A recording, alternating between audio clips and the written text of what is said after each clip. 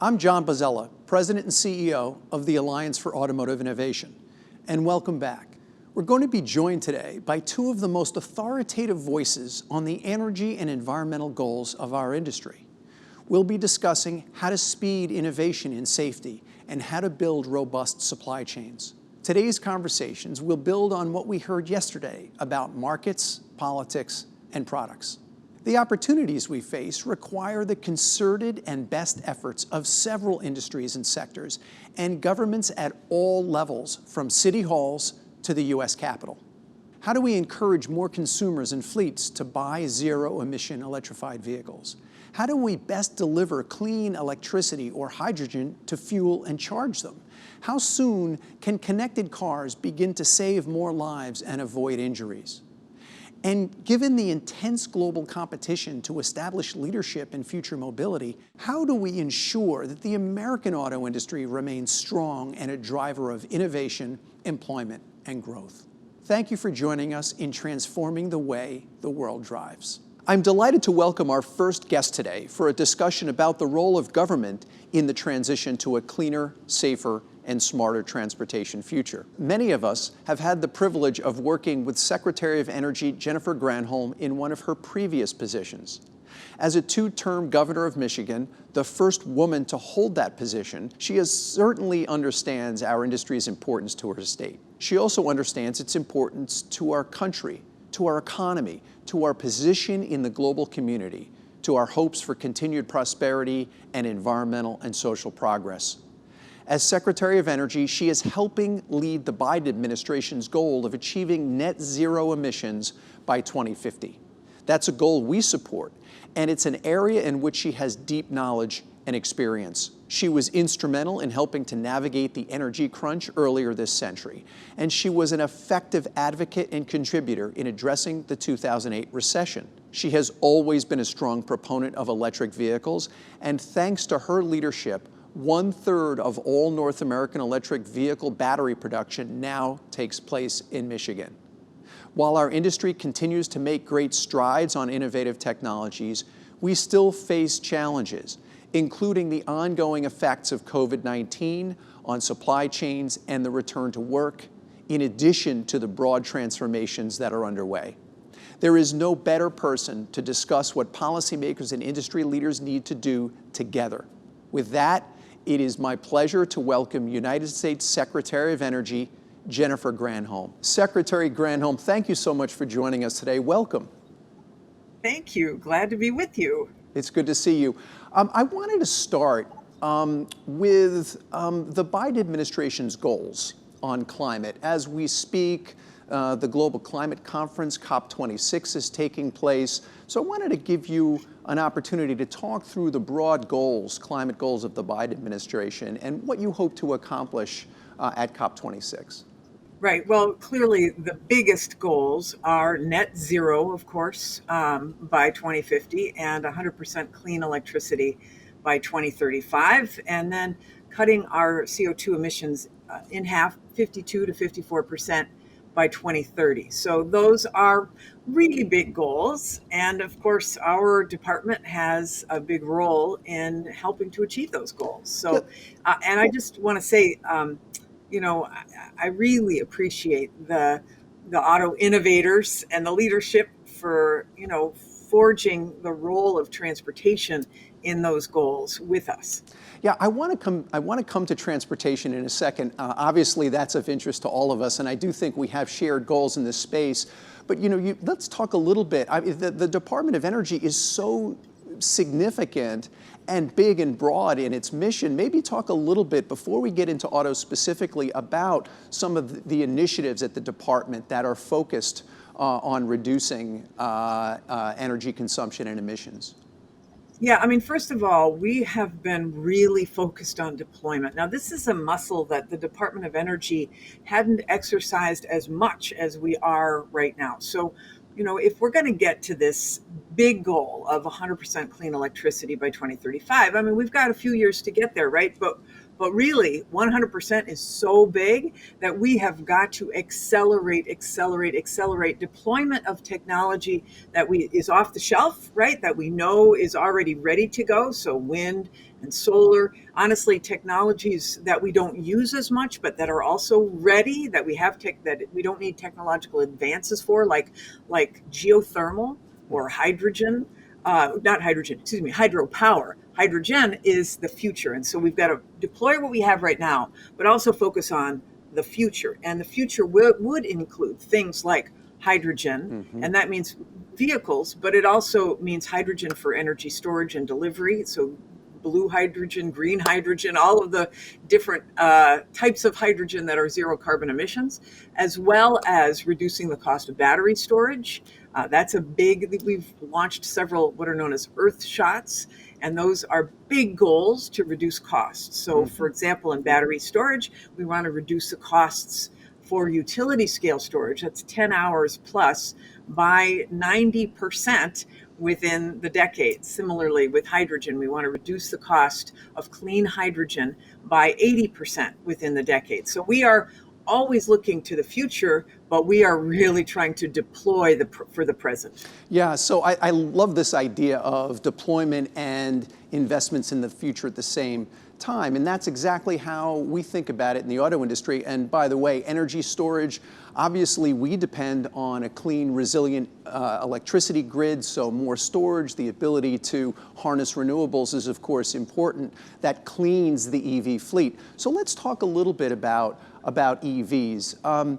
The Bide administration announced in August of this year a goal to get to 50% of new vehicle sales in the United States as electric vehicles by the end of the decade, by 2030. And we're talking about battery electric vehicles, we're talking about plug-in hybrid vehicles, we're talking about, as you noted, hydrogen fuel cell vehicles. This is a goal that the auto industry embraces. Talk a little bit about what the department's role is in getting us to that ambitious goal of 50% zero-emission vehicles by 2030. Yeah, well, obviously the president's goal is about making it possible for every American to afford an EV and to get wherever they want to go in that EV. And so our success clearly depends on batteries. And at DOE, we are continually working to help make them cheaper and more efficient and less wasteful, to help, and to help scale up their production. So over the past decade, if I can brag about DOE, and I brag about them because I'm new here, so I can brag about my colleagues and the work that they've done, but they've helped to reduce the cost of lithium EV packs by 85%, to obviously in partnership with the private sector, but funding the advances in battery technology.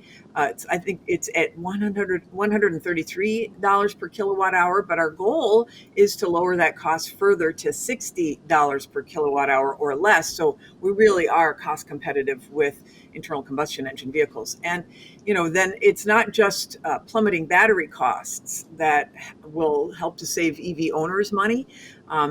We all know they save about $600 a year for not buying gasoline. EVs have, on average, we know, $6,000 lower maintenance and repair costs over their lifetime than gas-powered cars. And then, of course, so that's the cost. And then the EV charging, we want to make faster and easier. Our goal is to decrease recharge time to less than 15 minutes for a 300-mile range. And of course, the president's goal in the bipartisan infrastructure deal is to get 250,000 charging stations additionally across the country, especially in places where where there isn't a big concentration of them, where the private sector has not gotten involved as much. So maybe rural areas, poorer areas, certainly along freeways, et cetera. So those are the goals of the administration, in addition to trying to make it cheaper to purchase upfront an electric vehicle through incentives. So all of that is happening. Yeah, and that's so much there. And by the way, I should add to the list of benefits of EV ownership is that they're fun to drive. I know you know this as a driver of an EV. From a customer's perspective, they're great. They're fun to drive. There's one other thing. Before we jump off of batteries, for 1 second, there's one other thing that DOE is working on, which is new battery chemistries that don't rely on as many rare critical minerals like cobalt, and making the batteries then easier to recycle at the end of life. So Yeah, that is another stream, if you will. I want to come back to that because I think that's so important, and the work you're doing there is really significant. So back to the idea of complementary public policies. So we've got a goal. Industry is investing. When I look at the numbers, $330 billion in industry investment by mid-decade in electrification, 130 unique zero-emission vehicle models on the roads by mid-decade. So investments being made, progress being made. But you mentioned a couple of complementary policies, I would call them, complementary to building markets. One you mentioned is consumer incentives. Secondly, you mentioned infrastructure. So I want to dig into those a little bit more. How important is it to build awareness and access and affordability for consumers at a point at which we're at maybe 3 to 4% of the market? Is that an important tool in the toolbox from your perspective? Oh, clearly. And you obviously the auto industry is doing their share of that as well. But sort of, you know, it'll be interesting to see what the impact of higher gasoline prices has on moving people in this direction as well. Obviously, we want it to be affordable for people to drive a car, no matter what kind of car they have. But obviously, the increase in gas prices might cause some to take a look. I think the penetration, the combination, the unusual combinations that we're seeing of technologies like the solar and vehicle battery combination is a really interesting way to penetrate a market that might not be automatic for electric vehicles. I really think that this notion of providing upfront incentives at the point of purchase is important. I would love to see further work on sort of trade-ins, cash for clunkers, if you will, that would allow for trade-in to EVs. We've got a little more policy work that we've got to do on that, but any kind of incentive that moves people there. And obviously the incentives from the auto industry themselves in designing and putting forth vehicles that are surprising vehicles. I think of like the F-150 or the from Ford or GM, the Hummer, which is sold out. The all-electric Hummer sold out for a couple of years, I think. So I think that the combination of both policy, some sizzle from the auto industry itself, and making sure that we demystify a bit the electric vehicle by both, just bully pulpit stuff, but the private sector doing what they can on the advertising side to make sure that people are comfortable. Yeah, and if you watch any television, you see a lot of ads for these vehicles. I really appreciate your point about incentives being available at the point of sale. I've had this conversation with several auto dealers who say that that's critical. The idea that the incentive could be available to reduce the amount of the vehicle that's financed and really reduce a customer's monthly payment. That really drives affordability and access. So, very much appreciate that point. Let's turn back to infrastructure. You mentioned the role of government in infrastructure. Why can't the private sector do infrastructure development by itself? What is the role of government in the development of infrastructure? Really, these are things we all, when we say infrastructure, obviously we often talk about roads and bridges and, the electricity grid, which is obviously a point of infrastructure as well, broadband. These are things as a nation we've decided we are all going to pool our resources to make available so that we are a connected nation, so that people can move from one place to another, and products can move from one place to another. So that, there has been clearly private sector investments in infrastructure where people may, decide that they are going to finance a road, for example, and an investment firm has taken the profits off of that, et cetera. And that's one way. That's a way. But and we appreciate public-private partnerships in all things, right? But what we really want to do is to make sure that investment in infrastructure is accessible to everybody. And the way it's accessible to everybody is making sure that our collective tax dollars go to making it open and accessible. So to me, people forget about the importance of what we've decided to do collectively as a society. And infrastructure is probably at the top of the list of things that we decide together we are going to pool our resources to fund, and that's for a reason, to make it accessible to everybody. Yeah, I think that point applies so well to EV charging infrastructure and hydrogen fueling infrastructure. We want all communities to benefit, right? Yes, Yeah. yes, I, exactly right. that makes sense. I want to work further up the supply chain a little bit. Another opportunity for complementary policy support could be in helping the retooling and the reimagining of the industrial base. This is a massive undertaking to really think about an industrial base devoted to internal combustion engines becoming now an industrial base devoted to EVs. Is there a role for government in that transformation and in that sort of retooling exercise?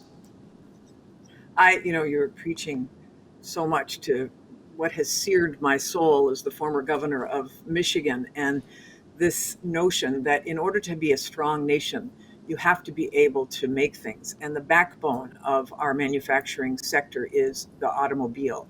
And that means the backbone of vehicle 2.0, which is the electric vehicle, must be part of that industrial strategy. And really, our national security depends on us being able to manufacture the means, not just for our transportation, but for our own defense. And the overlapping nature of supply chains with the defense industry is really critical. So we absolutely need to develop the supply chain strategy. And I just want to,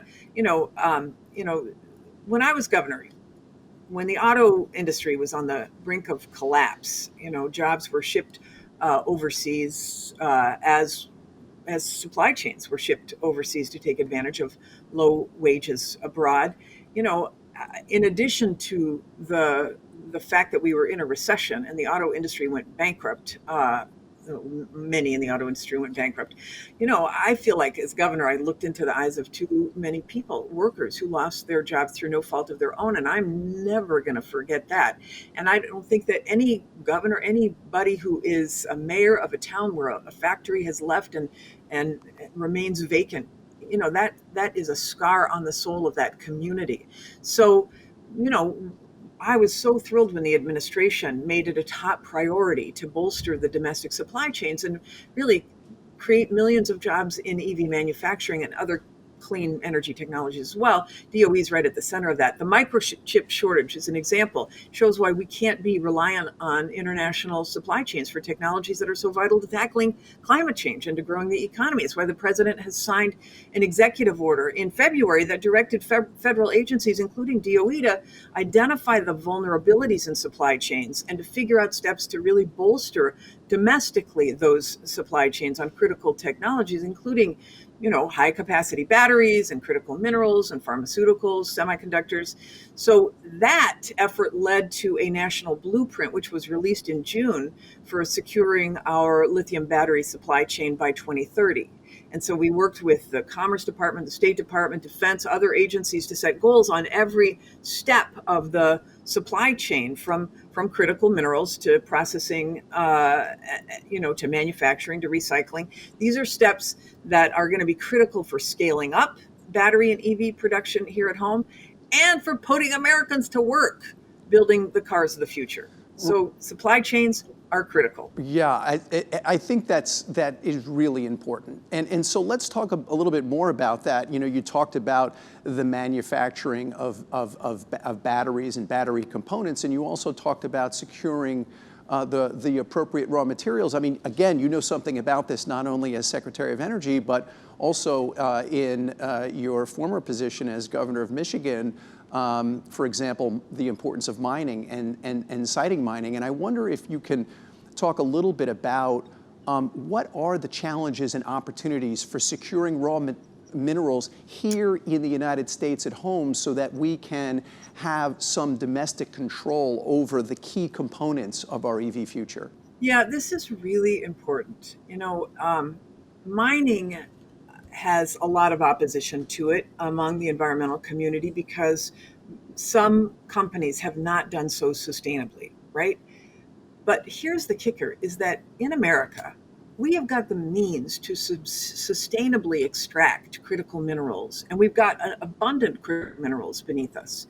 and to do so in a way that's in partnership with the communities that surround a potential mine. And so there are best practices for responsible mining.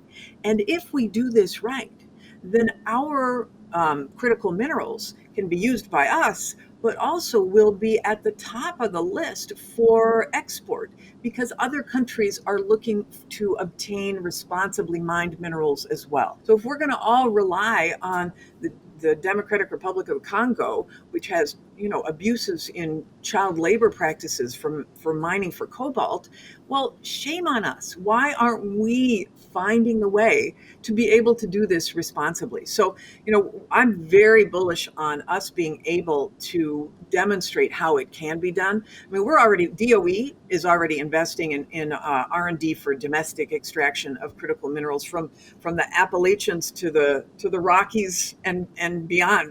We are supporting 13 projects in fossil fuel communities across the country to help boost mineral production and to create skills matched jobs for fossil energy workers, and of course to spur local economic growth. It's part of the administration's commitment to making sure that every community can contribute to and benefit from this clean energy transition. So to extract and refine these materials, and we don't have processing in this country. It would be crazy to responsibly extract these minerals and then have to send them to China for processing. We should be responsibly refining, responsibly doing each step in the supply chain, which we can.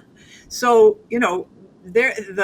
we've learned how to do this while remediating lands and waters by extracting minerals from coal ash and refuse, acid mine drainage, geothermal brines. We are investing in those technologies right now. We just need to take them to scale so we can clean up the environment and we can fuel our clean energy economy at the same time. And plus, if we make technologies like batteries more recyclable, we're going to be helping that export, but also helping us here at home. So it's a whole of government approach that we're taking, John, to get this done. We are working with several federal agencies, including the Department of Interior and Defense and Commerce, as we strategize around really taking to scale these technologies in a responsible way.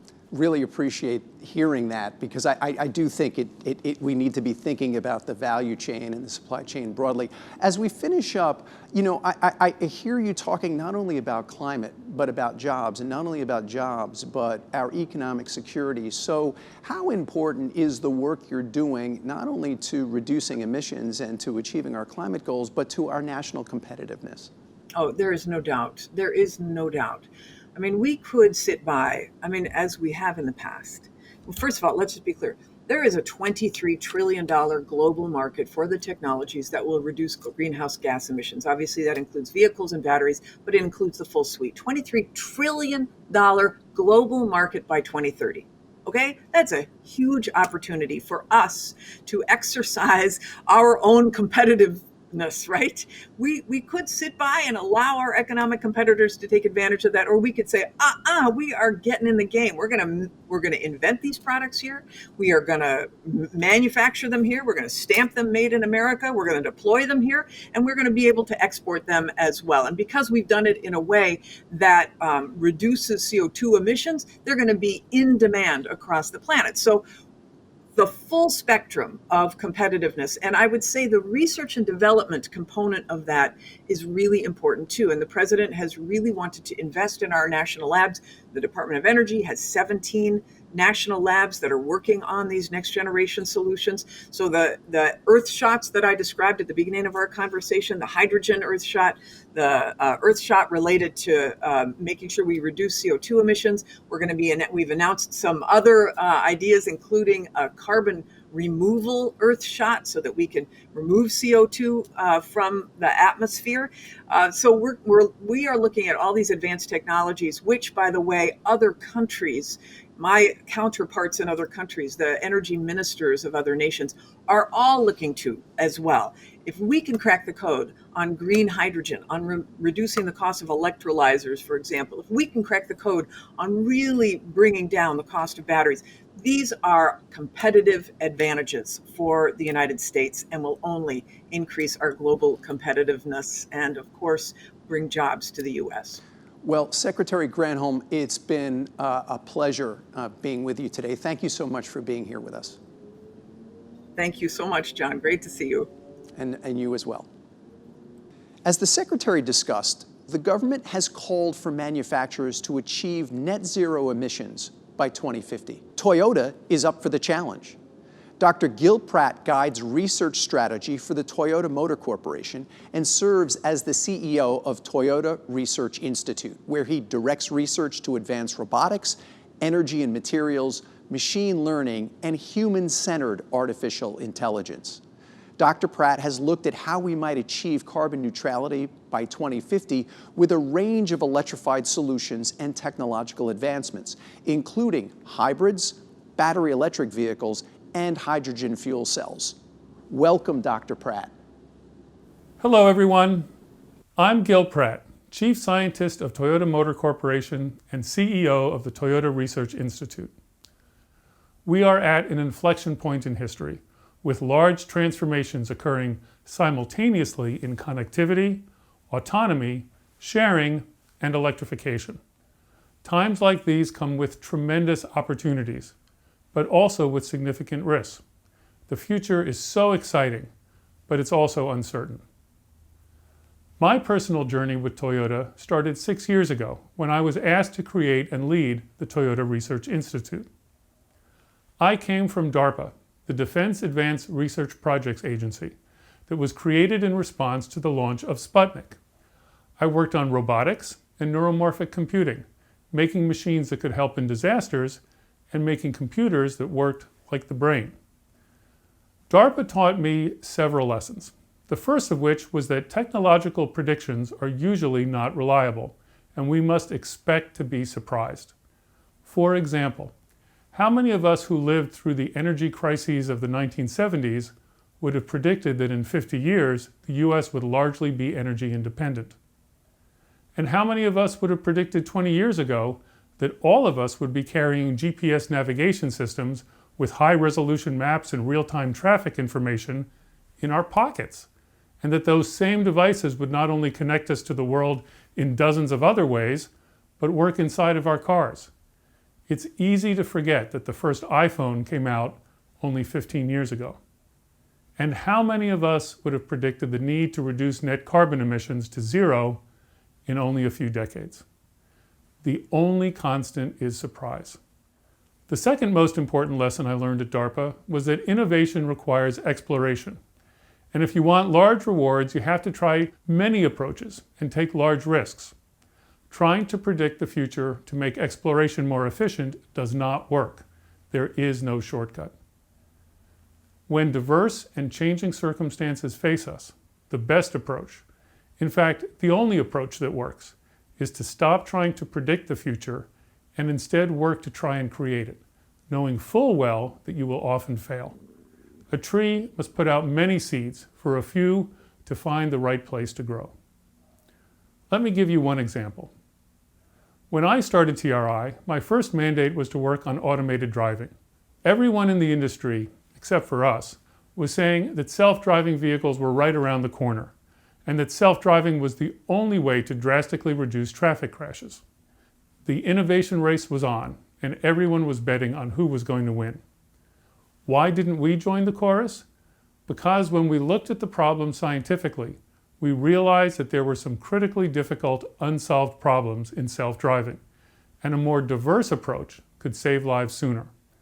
Rather than focusing exclusively on a singular goal, we worked on two approaches in parallel: a very powerful active safety idea that we called Guardian, and a self-driving concept that we called Chauffeur. By following this diverse strategy, in only a few years we were able to demonstrate Guardian functionality far beyond current ADAS systems, with a low-risk path to commercialization in the future. Our approach to electrification is the same one that we took with autonomy. We believe in battery electric vehicles, and we're investing heavily in them. But we also believe that the way to reduce more carbon emissions sooner is to employ diverse solutions. This is particularly important for mitigating climate change because CO2 emissions accumulate globally and remain in the atmosphere for a long time.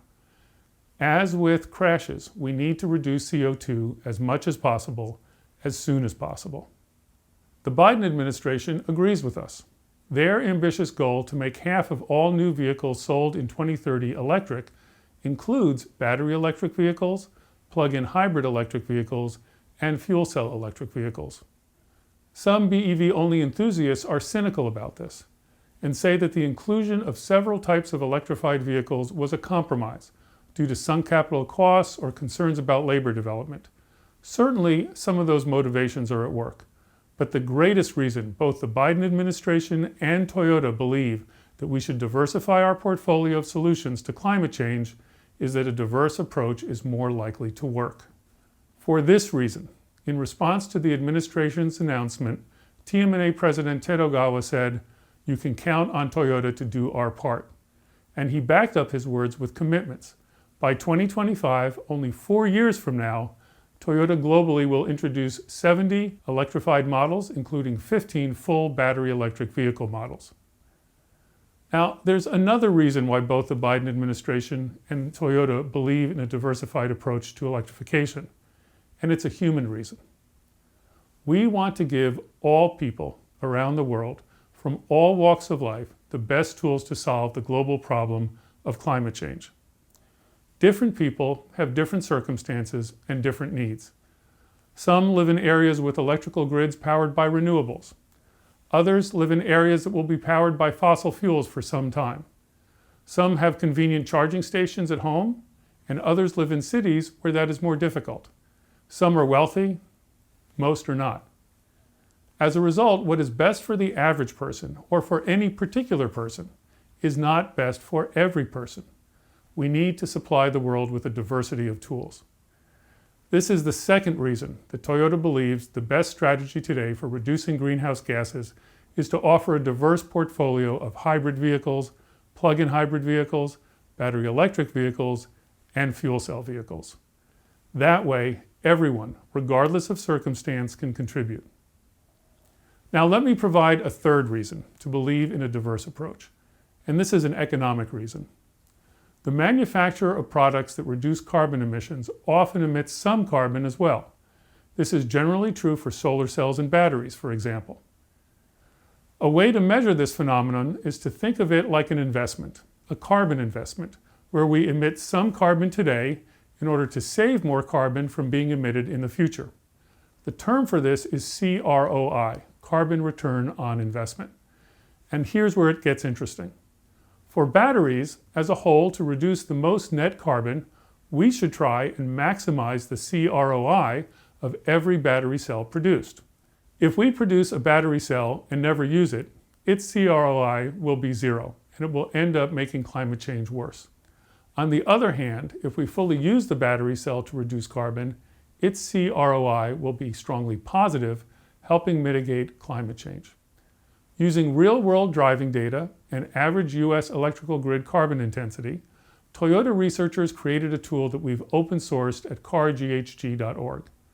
We found that hybrid vehicles and plug-in hybrid vehicles have similar lifetime carbon emissions compared to battery electric vehicles at less cost. Why is this true? Because the average US commute is around 32 miles round trip. If the average individual only drives 32 miles each day, then manufacturing and hauling around a 320-mile range battery will have low CROI. The otherwise idle battery cells could return a higher CROI by being put into many more electrified vehicles. The math is easy. As an extreme example, the same number of batteries needed to make one 320-mile BEV can instead be used to make 8 40-mile PHEVs. If those 8 PHEVs are only driven on 32-mile commutes, we can get 8 times the carbon reduction benefit of the same commute being driven by the 320-mile BEV. Now, of course, only some people will drive average commutes. For other people who drive longer distances with good charging infrastructure, the BEV will be the better choice. But let's remember, diverse circumstances call for diverse solutions, and what is best for the average person or any individual person is not best for every person. Even if the best choice for the average person someday becomes a BEV, it will not be the best way for every person to contribute to reducing carbon emissions and for the most carbon emissions to be eliminated. Maximizing the benefit of every battery cell produced requires that we distribute them smartly. This means putting them into a greater number of right-sized electric vehicles, including HEVs, PHEVs, and FCEVs, instead of placing them all into a fewer number of BEVs. To sum up, Toyota's approach to carbon reduction, like our approach to autonomy, is diversity. A diversity of drivetrains and of fuel sources is, we believe, the scientifically best approach to 1, decarbonize as much as possible, as quickly as possible. 2, enable everyone, regardless of location or circumstance, to contribute the most they can to reduce carbon emissions. And 3, maximize CROI while battery technology is improving and production is limited. I hope that these principles help you understand our strategy.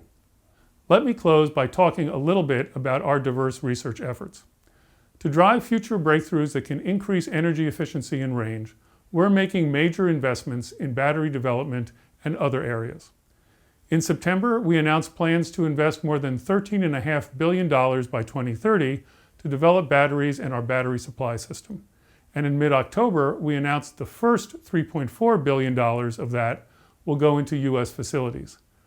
Besides building new battery factories, these funds will also go towards R&D to reduce the cost of batteries by at least 30%.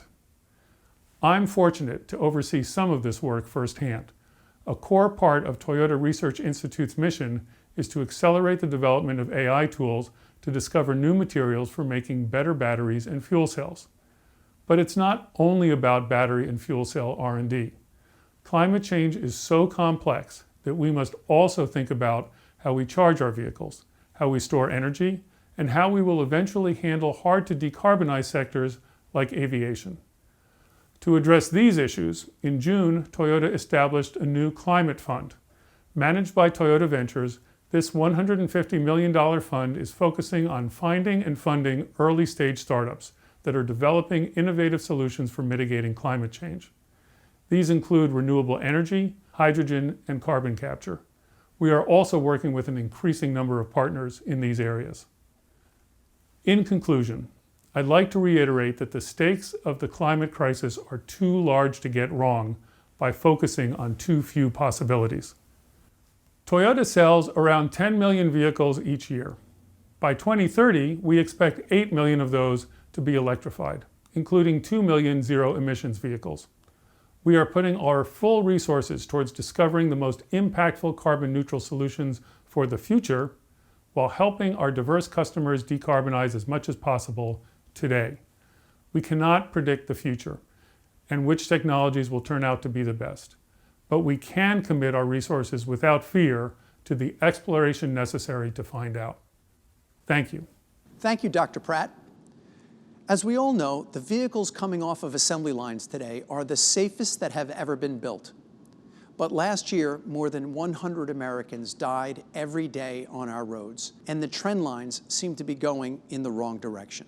Our next panel is going to talk about that and about all of the other factors that go into improving road safety. Jane Terry of the National Safety Council will take us through a conversation on the best way to get new safety technologies onto our roads. Jane?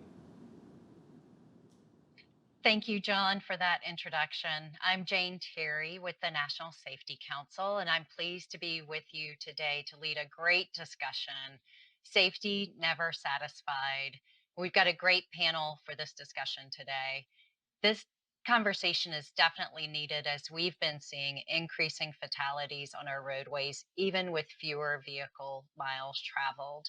So for the next 30 minutes, we will discuss the work to facilitate and improve roadway safety through vehicle safety advancements. As we know, safety features have been integrated into vehicles today through different avenues, including legislation, regulation, voluntary agreements, market decisions, and more. Consumer awareness and understanding of and demand for these safety features are key components of fleet integration, leading to the broader safety benefits of these technologies. As technology is advancing at a faster pace than it has before, safety must be prioritized for people both inside and outside the vehicle. And we have the panel to help us understand how this all fits together to meet our shared goal of zero fatalities. So today we have Desi Oikashevich. She is the Global Director of Ford's Global Automotive Safety Engineering Office, where she is responsible for all current and future safety programs and strategy, corporate rulemaking, advanced strategy development, field service actions, and program safety compliance. She currently serves on the board of IHS America and the Transportation Improvement Association. David Harkey is the president of the Insurance Institute for Highway Safety and the Highway Loss Data Institute, which works to reduce deaths, injuries, and property damage from motor vehicle crashes through research, evaluation, and education of consumers, policymakers, and safety professionals. Before taking the helm at IIHS and Hildy, Dr. Harkey led the University of North Carolina Highway Safety Research Center for 11 years. And Ram Iyer is the Senior Vice President of Connectivity at Harman. Ram is focused on creating new products and solutions in 5G Edge, vehicle-to-everything cloud, and AI-based connectivity bots that power some well-known providers, as well as fast-growing startups in the automotive, logistics, and ride-sharing industries. At Harman, he and his team are instrumental in shaping the next generation vehicle experiences in autonomy and connected safety using edge infrastructure services. So with those introductions, let's jump right into the discussion. I'll kick things off here today. In full disclosure, my previous role before the National Safety Council was at NTSB, and they've been involved here recently in investigating some high-profile crashes that may impact consumer confidence around some of these safety technologies. So how can we increase consumer education in a manner that ensures understanding of the vehicle technology, its limitations, and its appropriate use? David, do you want to start us off on this one? Sure, Jane. Thank you for the question. I think this is one of the real important questions as we move forward. Right? We're going to get more technology in the vehicles. People are going to get more comfortable with it over time. But one of the things that we found, and at least in the early days of driving assistance systems and our look at the challenges we face, is consumers don't really understand what some of these systems can do. They're all slightly different from the various automakers in terms of the way they work. They have different levels of confidence in these systems at times. And so one of the things that I think we have to figure out is how do we better educate that consumer, as you said. And I think that the dealerships are going to have to play a huge role in this to try and figure out how to educate, at least for the new car market. Try to educate consumers on what these systems can do, and most importantly, what they cannot do. I think that's one of the things that we've seen in some of the crashes. So I think that's a place we have to start. I don't think we have all the answers as to how that has to be done, but from some of the research that we've conducted when we've gone out to dealerships, it's very clear that I think the auto industry can play a huge role in this. I think they have to be a big player to help transition what these systems do down to the dealerships, and then the dealerships can educate the consumer. Does anybody else want to add to that? I can go. First of all, thank you, Jane, and thank you to the organizers of Autos 2050 for enabling this very important conversation. And just building on what David said, we're at a great place of inflection. We have the ability from a tool set or a technology to help foster a safer, smarter, greener, and more connected mobility ecosystem.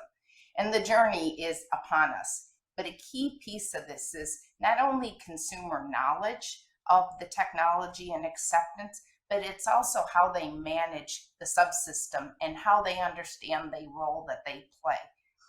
At Ford, we're really prioritizing communicating the information to our customers so they know how to use the subsystem. We recognize that the advanced driver assist technologies are going to continue to foster and safety as an enabler. But we also recognize that the driver has a role to play, and communicating what the technology's abilities or limitations are is a key piece of this.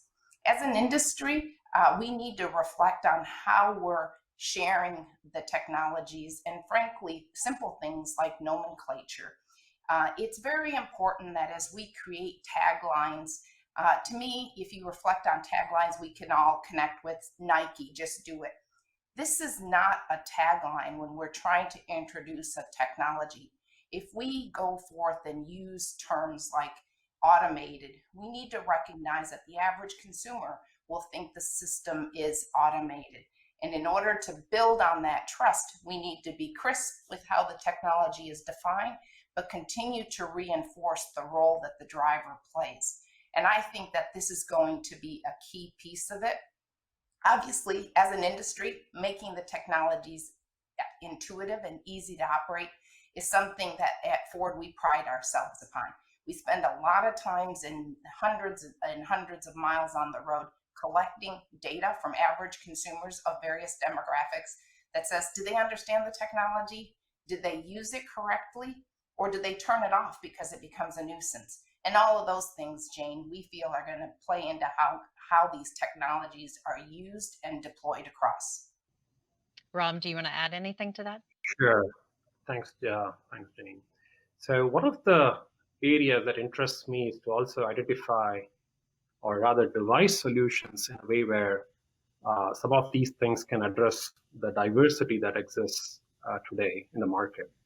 On one side, you see diverse set of vehicles. The vehicles of yesterday have certain capabilities, but not as much as some of them that have today. And then the direction that the vehicle modernization is undergoing for preparing for the world of tomorrow. The infrastructure is at a different level altogether. And then you also have to understand how the consumers are.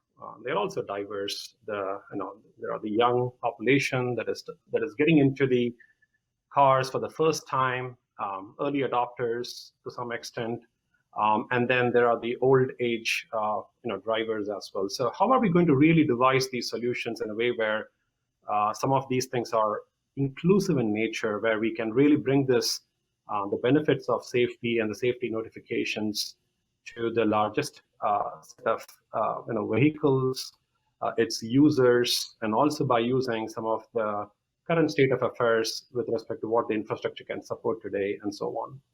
And in my mind, mobile use of mobile is actually one of the good ways to start the education early on, because it is one thing that is kind of like penetrated all kinds of segments. I'm not trying to say this is the only way you absorb the solution when you're really behind the wheel, but how we can use mobiles to prepare the consumers for understanding the situations on the road and using that for early access to information from time to time. It's one way to prepare and also increase consumer adoption in absorbing the safety notifications. Well, thank you for that. And Ram, maybe you can start us off on this next question as well.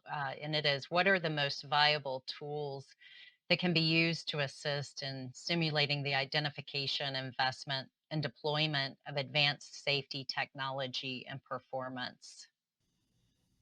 Yeah.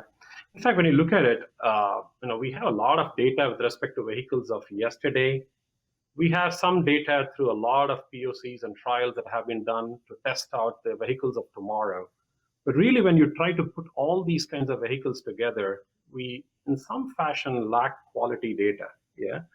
And then if you have to devise solutions that can address this diversity, it's not that easy. Yeah. So One thing that we have to find out is what is it that minimum thing that we can start off through testing in the market in real time, which can still address this diversity from vehicles of yesterday to vehicles of today, to also carry on to what the vehicles of tomorrow can actually enjoy on a minimum front. So I would definitely focus on tools that can act as a common point between all these three segments. David or Desi? Yeah, I could build on Rob's point. I think the data is a great way to think about how we're going to learn and try to innovate and create moving forward to come up with better solutions. It's always been a problem in road safety, right? We've always talked about data for a very long time. You know, crash data, roadway data, traffic data, how we integrate those things together. And now we have a lot more data than we've ever had, right? We've got data in vehicles, telematics data that we're trying to link together at times. And linkage of all these data systems is going to be so critical as we move forward. And so I do think that's going to be a really important part. And who owns that data? And how can we have access to it as researchers and as automakers and as tier one suppliers and others who are trying to come up with solutions? Who has access to that data, and how can you make sure that everyone has the ability to use that data to move forward? The other area where, you know, thinking of tools, thinking of processes, one of the areas that we try to facilitate with the work as a global NCAP, you know, new car assessment program. We're one of a dozen around the world. One of the things that we try to do in working with DESI and the other automakers is make sure we have a very good communications dialogue moving forward. It's important for them to understand where we're going as an NCAP program and what we're trying to achieve, kind of lay out a roadmap at times.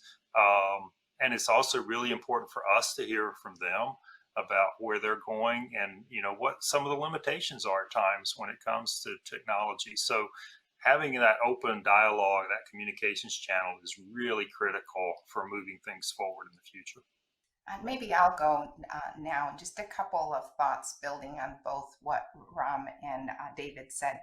I think part of what we need to do as an industry to really propagate deployment at scale of these technologies, I don't think any of us will dispute the benefits. And you kind of started us, Jane, with that perspective on, you know, how do we address the fatalities? And if you think about the data at hand that says, despite the highest propagation of safety technology, we're still seeing increased fatality rates. And we know that the driver has a role in that. And, you know, frankly, today's vehicles or today's environment, it has the propensity for the driver to become distracted. And as we use tools to help the driver mitigate through the driving task and reinforcing good driving behaviors, whether it's things like lane centering that we offer or lane keeping assist, we need to continue to be able to, one, educate customers, but make the tools available such that they understand what we're able to do and how this promotes the driving experience. At the end of the day, when we partner with, you know, people like David and his team on IHS safety, top safety picks and protocols, our consumers are really educated. They look to understand what the vehicles provide. And if the messaging, whether it's NCAP or IHS or other forms of third-party assessment, is consistent and consistently helping consumers navigate through that, I think that's a rich data set. At the end of the day, as we look at broad-scale deployment, we need to continue to work with our governments. Currently, if you think about our journey to autonomous vehicles, the ultimate driver assist vehicle, we need help from a regulatory framework in the US. Currently, we do not have a regulatory framework which will allow us to deploy at scale. And if we think about those opportunities over time, obviously scale will play a huge part of the safety benefits that we realize in the field. Well, Desi, you started addressing the next question here, I think. So maybe if you've got some additional thoughts to add, but what are some of those roles for federal and even state governments or NGOs and industry to play in addressing the safety concerns on our roads? And as mentioned, these increasing fatalities. Great question. And, a hugely complicated question, but I love the way you characterized it. There is a role for the entire industry to play. If we think about where you started us in this conversation today, public education, we need to continue to inform and guide public trust on technologies. We need to deploy technologies in a manner that's not only responsible, but it's inviting for customers to not only desire these technologies, but to demand them, frankly, going forward. If we think about evolution of safety technologies like belts, and unfortunately, as a mom, I'm still not super happy with belt usage, but it's a lot better than it's ever been. And using things like belt minders helps remind people these things. I feel the same way about advanced driver assist technologies and the sensor work that, kind of companies that like ROMs have been able to navigate across gives us high confidence in terms of where it'll go. Partnerships is another key piece of that. I think about the SAE community and the work they've done on the autonomous vehicle framework through the AVSC. Here, they're creating best practices that NHTSA can lean on to look at approach in terms of how to not only deliver long-term rulemaking, but how to manage the deployment of these technologies and how to share the benefits. There's so many other kind of players. If we think about infrastructure and enforcement, states can play a role to help us through mitigating risky driver patterns, frankly, through enforcement. And then broader infrastructure is how do we continue to work with the states and municipalities around connected technology and infrastructure as a whole. Sometimes those basic things like lane markings and signage, those are key in advancing ADAS technologies and frankly implementing them robustly because our sensors use that as key tenets of how it's delivered. I think that there's a wide spectrum of the role that all of us play, and that's why conversations like today are so important as we share these thoughts. And frankly, we invite everybody into the circle. We're at a point of inflection in terms of our journey to autonomous vehicles, and all of us can help to contribute to getting there in a faster way. Ram or David? Sure, I can add to that. If you look at it, the transportation industry today is really moving at the pace of a consumer industry with greater connectivity, autonomy, and several evolving capabilities in safety. And while significant advancements have been made in addressing onboard safety through sensors and advanced sensors like camera and radar, and many other sensors that have come in, not much has been done to address how some of these notifications can arrive by harnessing the advantages of connectivity. Yeah. So, in my opinion, safety through connectivity is one unexplored area which can truly address, in some ways, also the diversity, that I was talking about. Because when you think of solutions and when these agencies and departments come together, you really have to take into account all kinds of vehicles on the road, not just the ones with advanced capabilities, but also the ones that don't have, and as I said, also the diversity of the consumers at large. So how are we going to really address this in an incremental way? Because in order for us to reach that advanced level of safety, we have to start making some baby steps. And I would truly say we need to start small while we still aim for doing bigger things, the advanced capabilities and infrastructure that can match up to what the cars are going to be equipped with in time. And in my opinion, that's one of the best ways in which we can address this collaboratively. Yeah, kind of building on what Ram and Desi both said, there's so much in here. From this mixed fleet that we're going to be operating in of those vehicles with and without these various technologies for a long period of time. It takes Takes the average car owner now, the average age of a vehicle is pushing 12 years. And so it takes us a long time to turn the fleet over in the US. And so we are going to be operating in this mixed fleet environment for a very long time. And we're going to have to figure out how to deal with that. Add into that, now we're bringing on electric vehicles, where we're going to have to also think about what that means in terms of these vehicles and the additional horsepower they may bring to the market, the additional mass that they're bringing to the market. What does all that mean in terms of safety? So we're gonna have to pay attention to all these things moving forward. I think back to your original question though about the various roles that different levels of government can bring to this, NGOs can bring to this, the private sector can bring to this. I think Desi's word partnerships. I think this is what a lot of this is going to come down to is how do we work together to strategically define where we want to go and how we want to get there. And I'm not sure that we have the right road plan in place at the moment. We don't have a roadmap that really kind of lays that out. And I think that's something that we're going to have to work on collectively. I don't think the federal government can do that alone. I don't think industry can do that alone. I don't think groups like us as an independent research center can do that. I think it's going to take everybody sitting at the table and trying to figure out where is it we really want to go and how do we get there? And I'm not sure we're there. I think the Road to Zero Coalition, that the National Safety Council is leading, is helping in that way and trying to direct some of that. But I think this is a huge lift that we've got to figure out. But you got to remember, everybody plays their part. The federal government can do its part in terms of rulemaking and regulation and guidance. We can do our part in trying to push the industry on certain safety issues and try to educate consumers, as we were talking about. Implementation is required at the local level and the state level. And so, you've got to get to them when you start talking about infrastructure and connected technologies. So it's a challenge, but I think we're all going to have to come together and put our heads together. Otherwise, we're going to continue to see these dire fatality numbers that we've seen in the last few years. We really haven't made a lot of progress. And as you pointed out in your opening comments, we're certainly going in the wrong direction in the last couple of years.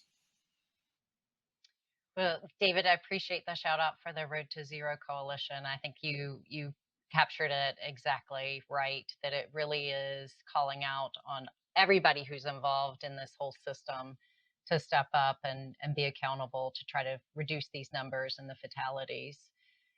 So we talked a little bit about this, but really would appreciate getting into a little bit more. Desi, David, you both mentioned this, and Ram too, about what are these other components, even external to the vehicle, about like infrastructure, the way we act on our roadways. What are changes that can be implemented there to really work with and work alongside the vehicle technology, these safety technologies on our roadways? Yeah, I can kick this one off. I think this is something that I've been trying to push now for a while. Is we've seen success in other countries of systems thinking when it comes to road safety and taking a safe systems approach to things. And you mentioned where I was at before I came to the Insurance Institute. I was at the Highway Safety Research Center at UNC. One of the last things that I did there was help set up a national safety center, University Transportation Center, that was focused on this idea of safe systems.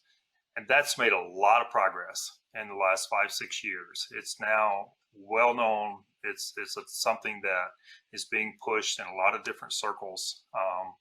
And I think we're going to actually see some benefits to that pay off. But the idea is, and I think this is what's really important, is we talk about all this technology in vehicles.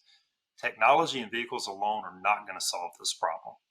And we've got to look at how the components of infrastructure, human behavior, speeding in particular, emergency response systems, how do all of these things work together in a way? And I always like to use the example when I'm giving talks about, think about a lane departure crash, a runoff road crash, which is often in rural areas can be very horrific in a lot of cases if you strike something like a tree or a utility pole.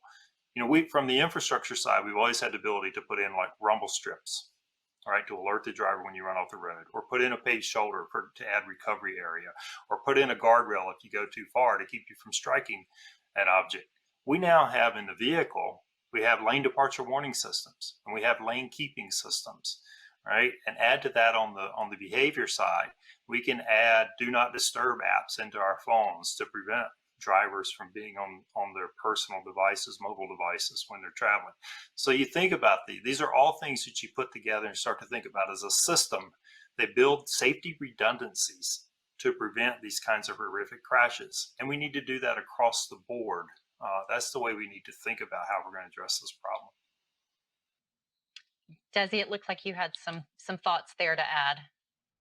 Yeah, I love the way David characterized it. It's the ecosystem that needs to come together. And it goes back a little bit to Ram, what you talked about in terms of we're going to live in a world that's got mixed tech vehicles.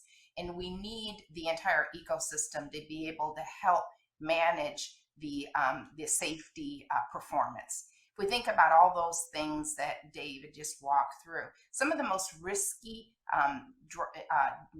outcomes are frankly tied to driving behaviors.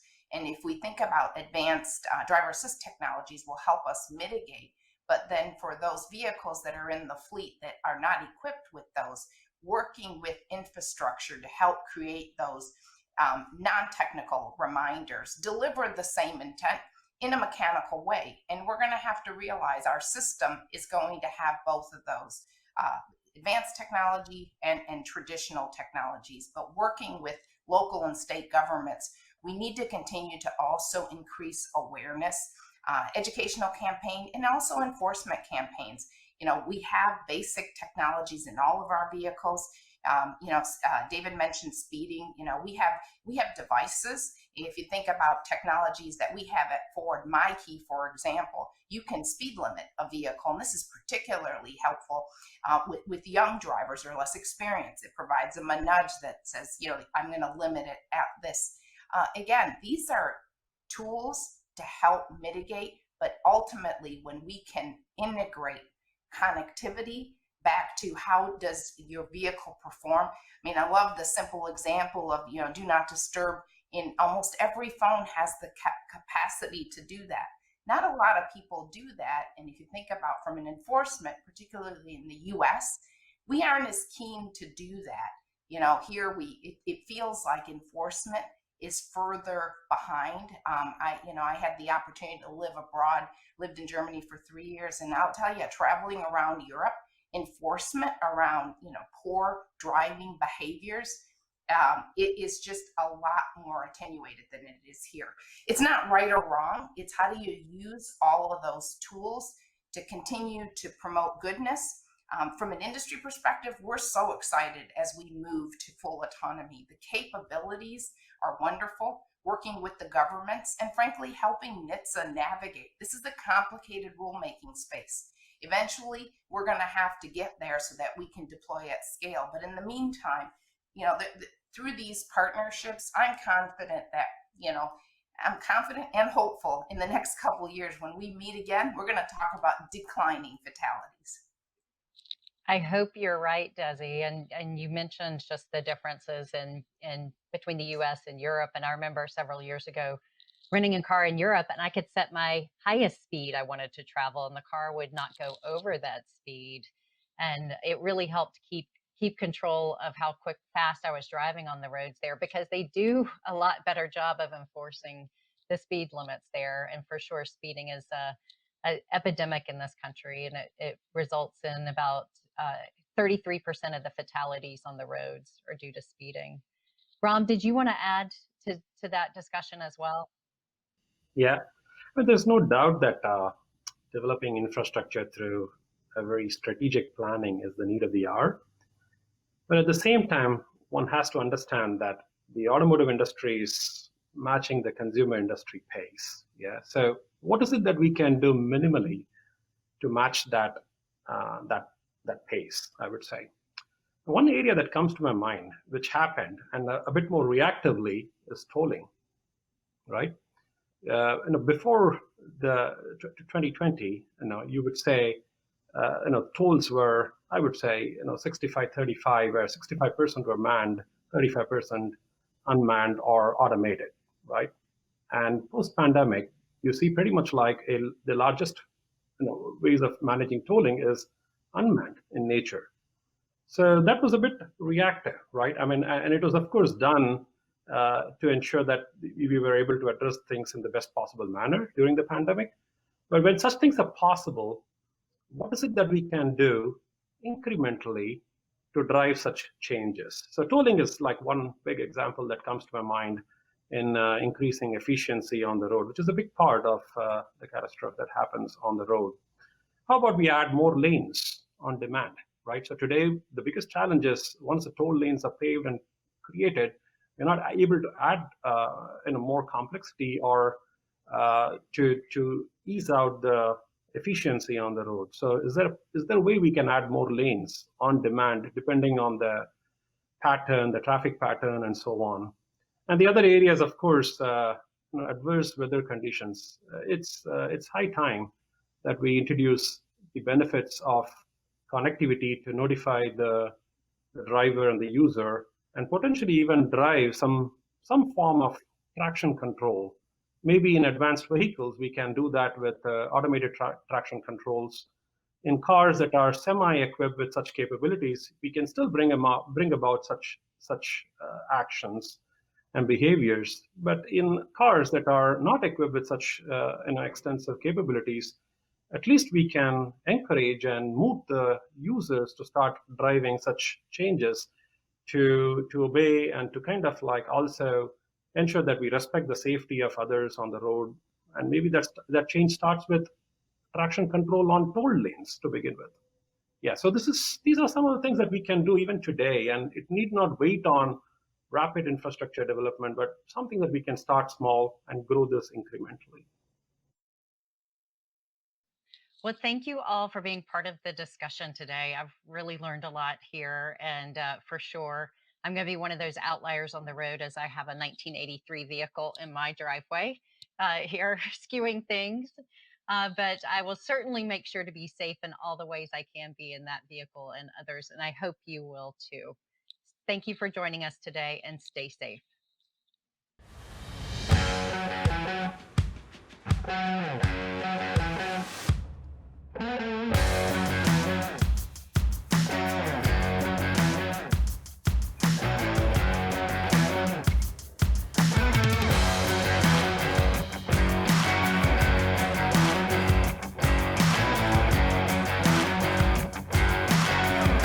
Lots happened in the last few years. It's been a total transformation, I think, across the board at both the industry level, but particularly for Luminar. We've since followed through on the vision and the promise for what I outlined back in 2018 in terms of what was possible from a sensing perspective, LiDAR perspective, and industry perspective in order to be able to enable autonomy and do so on production vehicles to be able to democratize safety and enhance the overall consumer experience while working with a number of other companies in the space as well.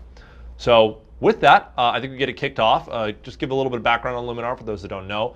Founded it back in 2012 with a vision to be able to create a new type of LiDAR sensing system for the industry. Build it from the ground up. Ended up 2017 coming out of stealth mode, showing off to the world what was technically capable and possible. Since then, continued to work on commercialization, industrialization, focus ultimately towards the holy grail, series production. We now have over 50 commercial partners, including some of which have already started to now plan to introduce Luminar into their production vehicles with other automakers that we're working with, the first of which was Volvo, to be able to do so last year. And since then, it's continued to snowball and accelerate. So certainly been an exciting one. We've now established a global footprint as well, and have, 400, 500, internal folks and a number of and hundreds of other people from partners that we work closely with, supporting the overall mission and vision that we have to be able to establish our foothold in the industry and be able to make this a much safer place. So with that, from a product standpoint, the core of what we built was the LiDAR. That's where it all started, building that from the ground up, getting that extreme level of performance and safety that was needed, and then building the rest of the software stack on top. Part of the core philosophy and what I talked about a few years ago and once we've since executed on is building hardware and software together hand in hand for a cohesive solution that can work seamlessly together and ultimately be provided to automakers as well to be able to enable their systems and towards safety applications and autonomy applications. And this is across consumer vehicles, trucking, and robotaxis. You see an example of some of our lead vertical partners for each, by the way, down there, with between Volvo, Daimler Trucks, and Mobileye. As we all know, why are we all here? Like, what's the biggest problem that we're facing? Well, it's safety. It's really what it comes down to. The overall mission, 1 million lives, over 1 million lives are lost on the roads globally every year. And it's insane to be able to think about in the context, as things like this are highlighted. I mean, you take it, the fact that this has been happening for some time and almost become just an accepted part of society, that on the same order of magnitude of what people have died from, say, like the pandemic in 2020, is the fact that this happened on a recurring basis every single year. There's a direct opportunity for that to stop and for that to be improved. And this is something that I think those that solve this will have the biggest social impact on society from a safety perspective that could be seen out of any industry. And that's part of the holy grail of what we've been moving forward. And what's interesting though is that even in 2020 when the data came back, it's interesting is you would think it would start slowing down. And despite the introduction of all of these new safety technologies over the past couple of decades, they've been relatively incremental and largely offset by increased distracted driving and other things, because you take a look at the fatality rate and you would think it would be going down pretty dramatically, but it's not. It's actually stayed flat, and even last year it actually went up significantly, which is kind of shocking. So, moving on, I think one other interesting data point, from a safety standpoint, is that in 2019, an independent company, AAA, completed a study that really started to analyze the effectiveness of the current active safety systems that are out on the market today. And I think the results were actually pretty shocking to many, in the sense that just how ineffective a lot of even the active safety systems are today. I mean, really, safety systems today are more about trying to reduce the severity of an accident rather than preventing accidents altogether. And that's when you see that when you take into account pedestrian collision scenarios, for example, they can be some of the most catastrophic scenarios. The rates at which collisions can happen, even at lower speeds, like just 20 miles an hour, is pretty surprising. So obviously the theory is that your car should be able to take over the controls for the steering wheel and braking systems and everything and prevent these from happening. That's the ultimate goal of where things need to go. So if you take a look at a real world example there too from the AAA testing, you take a look at some B-roll of different vehicle examples and how they handle even some of the most basic and straightforward pedestrian scenarios. And you would think that they would come to a full and safe stop, but it's actually pretty shocking how ineffective these systems are, even on modern vehicles. And that's the thing, is they'll start to slow down when it comes down to it, but coming to a safe stop in time is actually very challenging, because you have to be able to have enough confidence to take the control over from the driver and to be able to enable it to come to a safe stop in time. And at higher speeds, it's even more catastrophic, as you can see. And that's some of the most shocking aspects of it. But here's the thing. Of course, the promise of autonomous vehicles has always been hailed as the solution. There's a bunch of different companies that are working on autonomous vehicles. There's a whole industry that's been formed around all of this. And you take a look at the promises that it's ultimately about saving the million lives that are lost on the road.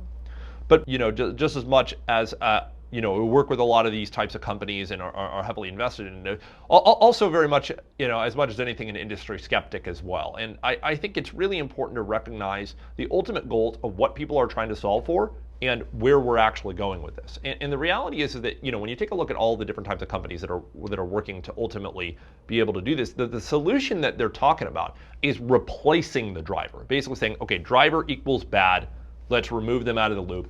Let's replace the Uber driver and create a new ride-hailing, utopia around picking up passengers from point A to point B without anyone in the vehicle. And I think it's a great long-term vision. I think it'll ultimately happen. But this is a more of a decade-like type problem, maybe really multi-decade type problem, I should say, to ultimately see realized. And no one is actually working on these systems, none of these companies, around making better safety systems and even autonomy systems for production vehicles, for the consumer vehicles that, folks like, well, everybody in some capacity buys or leases or whatever it may be. And that's the direct opportunity that we see. So if you actually group it, this is where, while we've been differentiated from a LiDAR perspective, This is where really Luminar starts to differentiate itself altogether. And that's when you can start to see we go from other companies that are focused on replacing the driver and building test vehicles to be able to do that, to actually having a system that can enhance the driver, to be able to create much better safety systems, to be able to enable this on existing production vehicles, and something that can be able to scale successfully to millions in a near-term time frame as opposed to decades. And that's something that we're very proud of, and we're excited to already be kicking this off with multiple automakers to be able to see this through into reality with a true focus on safety. And again, part of the focus is on the driver. How do we take over the steering wheel and controls when it senses that it's going to get into an accident to be able to make that a much better experience? The whole point of the LiDAR is that it gives you a ground truth of everything going on. You know exactly what's ahead of you, and that's how you can do what we do uniquely and safely. And we've taken these, $100,000 systems that have been on the roofs of these roof racks of other types of traditional AV test vehicles, and basically brought it down to this $1,000 system that can be cleanly integrated into a production vehicle. And that's how we can make all this happen. That's why it's just so unique. So what does that mean? What does it do for you when it is on a production vehicle? Well, there's really two key areas. There's proactive safety and there's highway autonomy. Those are the products that we're talking about. So proactive safety is focused around active safety systems and doing exactly what we talk about of being able to prevent the accident from happening in the first place rather than just trying to incrementally mitigate the severity. And then for highway autonomy, that's where you can ultimately take your hands off, eyes off, be driver out of the loop on highway scenarios, exit to exit, read a book, use your phone, work on your laptop, watch a movie, take a nap, that kind of thing, to be able to recover that time. And there's a lot of value associated with that. But these are two very important and distinct things that can only be delivered with this kind of sensing technology and this kind of software capability that we have.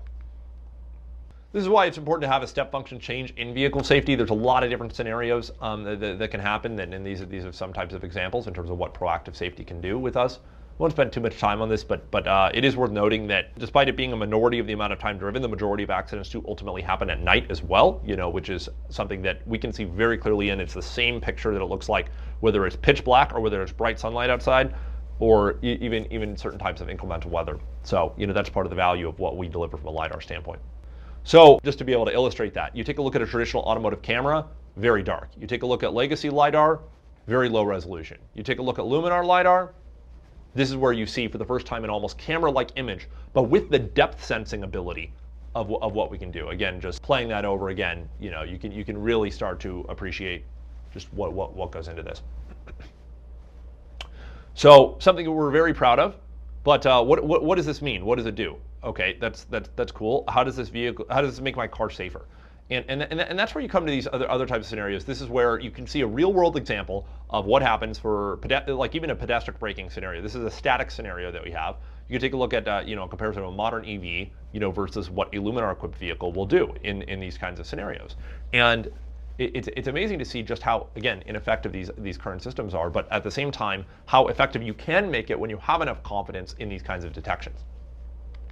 So you take a look at another type of example. It's like, okay, you can stop for a static pedestrian. What does it mean if it's moving? And just as important is also knowing when to stop, is also knowing when not to stop. Is something in the path of collision, is something not in the path of collision? So you take a look at a couple different examples here of one where the pedestrian is in the collision path and the car is able to come to a complete and safe stop. And the other one where it isn't, and the car is actually continuing its trajectory. And that's an important aspect because you don't want false braking events because those can actually be dangerous in their own right. All right, well, hopefully that was a helpful overview. I know there's a lot of depth to all of this, but it would be good to give kind of a quick summary of the ongoings for what we've had over the past year or so here. And a big thank you as well to the Auto Innovators Summit, and look forward to what's ahead with you guys. Thanks, Austin, for that fascinating tip talk. Those technologies and all new technologies depend upon the certainty of a strong and dependable domestic supply chain. This has been a challenging year for supply chains in general. It's triggered a new look at what all stakeholders need to do to ensure auto production remains robust. Carla Bello of the Center for Automotive Research now takes us through a discussion on the current semiconductor shortage, what it means for production, and what supply chain disruptions in general could mean to the auto industry's future. Carla? Thank you, John. and welcome everyone to our panel entitled Stronger Links, Seeking Resiliency in Supply Chains. Today we're discussing an important and extremely timely subject, the resiliency of the American automotive supply chain. It's a topic that's gotten a lot of attention over the past year as consumer demand related to the COVID-19 pandemic, natural disasters, and other factors have led to an automotive chip shortage across the globe. While the auto industry continues to work with policymakers across the aisle to address this issue, it's coming to a head at a critical time when America is making a transition to cleaner, safer, and smarter transportation. Due to this shortage, auto manufacturers have seen delays in the production of vehicles currently on the market and potential delays in the coming months of vehicles that they had been eager to introduce. Addressing this current situation resulting in supply chain constraints must remain a top priority. As electric vehicles set to play an important role in the transportation of transportation, understanding these constraints and working to develop a more robust U.S. supply chain for electric vehicles will be especially important, given the auto industry's commitment to ensuring that 40 to 50% of new cars sold by 2030 will be electrified models. So how can we navigate the situation to both mitigate the impact of current disruption to the supply chain and position the U.S. supply base for continued success moving forward? We're joined by a panel of experts to unpack this topic further.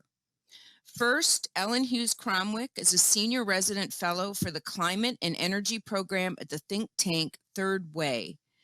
Prior to her role at Third Way, Hughes Cromwick served as the global chief economist at Ford Motor Company and chief economist at the Department of Commerce during the Obama administration. We're also joined by John Neufer, president and CEO of the Semiconductor Industry Association. He represents the voice of the semiconductor industry and leads the association's policy advocacy in Washington and capitals around the world. John also serves as a member of the board of directors of the Semiconductor Research Corporation, the world's leading nonprofit industry, government, academia, microelectronics research consortium. Finally, we have Robbie Diamond here with us. He's the CEO and president of Securing America's Future Energy, better known as SAFE, which aims to advance transformative transportation and mobility technologies. Diamond helped found the Electrification Coalition and serves on the board of Rhombus Energy Solutions. Thank you all for joining us today. So with that introduction, I'd like to hand it over to each panelist to give us maybe 2 or 3 opening comments, and then I'll dig right into the questions that we have ready to go. I'll send it to Ellen first for any introductory comments related to this topic. Thank you, Carla, for that introduction. We do have tremendous opportunities in the automotive industry as we look out over the next 10 years. And the supply chain will be a critical component of that growth. Here in the US, we need to build our supply chain for the future of electric vehicles and generate a great foundation for reducing emissions in our transportation sector. I think our manufacturers are up to the task, and I'm really looking forward to talking about these issues in the panel. Thank you, Ellen. And John, do you have some overarching comments for us before we dig in? Sure, Carla. Just thanks very much for the invitation to speak here. Delighted to do it. Just a couple of things building on what Helen just said. It just become very obvious with the pandemic that we need to work much harder to make our supply chains more resilient. Clearly, we're seeing acute shortages in the auto industry for chips. But the other thing, when we're talking about EVs, we're just going to see a whole lot more chip content going into cars. The chips going into EVs are going to be many in number, and even for internal combustion engines, we're seeing a lot more demand for chips. And I think that's kind of what's happening right now. Like so many trends, the pandemic has been an accelerant, and I think it's created an environment where a lot more consumers, including auto companies, are using more and more chips. Thank you, John. And Robbie, do you have a couple overarching points you'd like to add? Thank you so much for having me. I think it's great to follow a leading expert in the semiconductor field and advocacy, because the semiconductor shortage and what it's done is really the canary in the coal mine, or the mine. And it's the mine of all the minerals we're going to need for an EV future, from the lithium to the nickel to the cobalt to the manganese to the graphite to the rare earths. And most of these all go through China at one point or another. And the diplomatic relationship with China is weak, as we see, and it's tying together this sort of diplomatic grievance list. And I feel that the auto sector, that's always been sort of held to this dependence on oil as the only transportation fuel, which has led both our foreign policy and also our economic devastation of the companies themselves as oil prices went up. We can't go from that dependence to a new dependence on all these minerals. So the supply chain issues as we make this transition are critical. And we just see it now with semiconductors, and it's going to grow in every area as we transition this sector. Thank you, Robbie. And interestingly enough, last night, the CAR group held a affiliates gathering, and we had a couple of our congresspeople from Michigan present, and they said over and over again how important it is for us to bring these products onto our shores. So keeping that in mind, what we've seen through the pandemic, John, I want to start with you. We've seen massive supply chain disruptions, not just semiconductors, but many parts, our food supply, everything seems to be disrupted these days. How can we use some of these lessons, that we're learning and create a more resilient, more robust supply chain in general? Great question. That's the $1 million question, I think. I think there's three, to state the obvious, I think that there's three things we need to be looking at. One is, the auto industry and others have perfected the art of just-in-time delivery supply chain approaches. And I think that one thing we've seen with this pandemic is that needs to be balanced more effectively with just-in-case approaches, so that the sole focus is not just timeliness, but also resiliency in terms of our supply chains.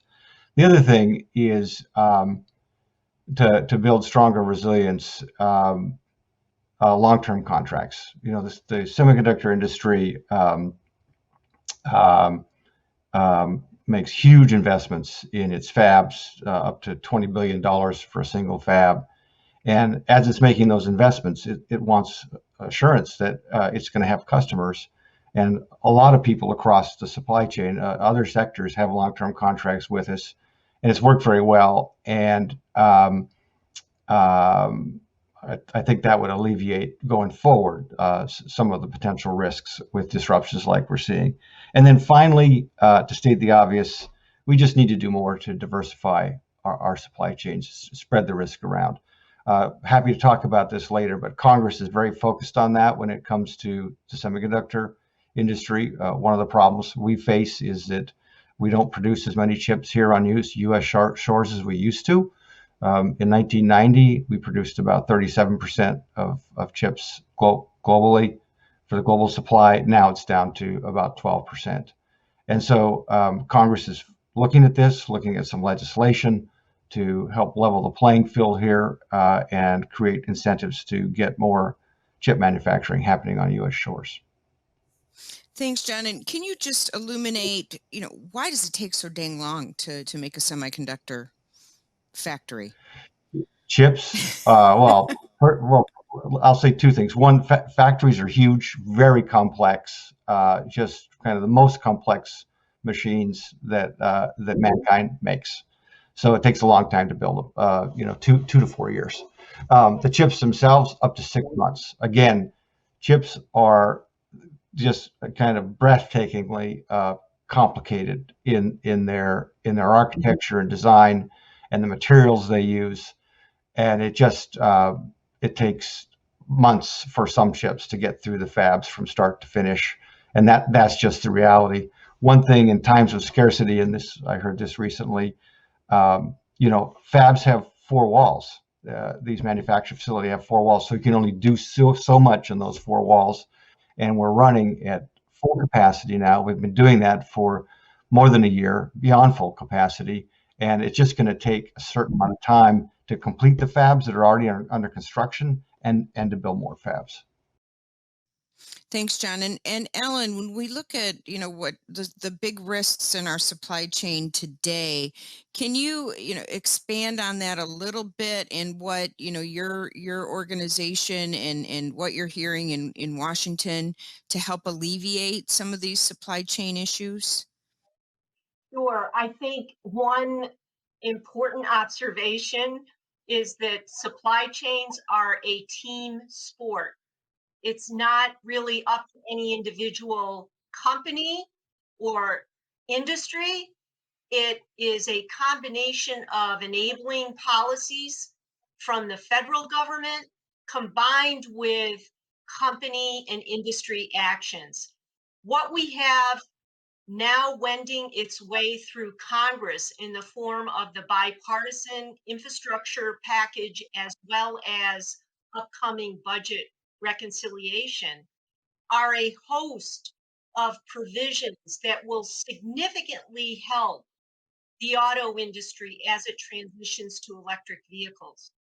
As you know, at any given company, many different strategies are used to manage and be proactive about the supply chain. For example, feathering in physical contracts. Second, owning physical commodities, actually owning a mine, a lithium mine as an example. And thirdly, engineering and using financial contracts to help mitigate risk. I want to make a comment just to follow up that it's so important to recognize that any company can mitigate only so much supply chain risk.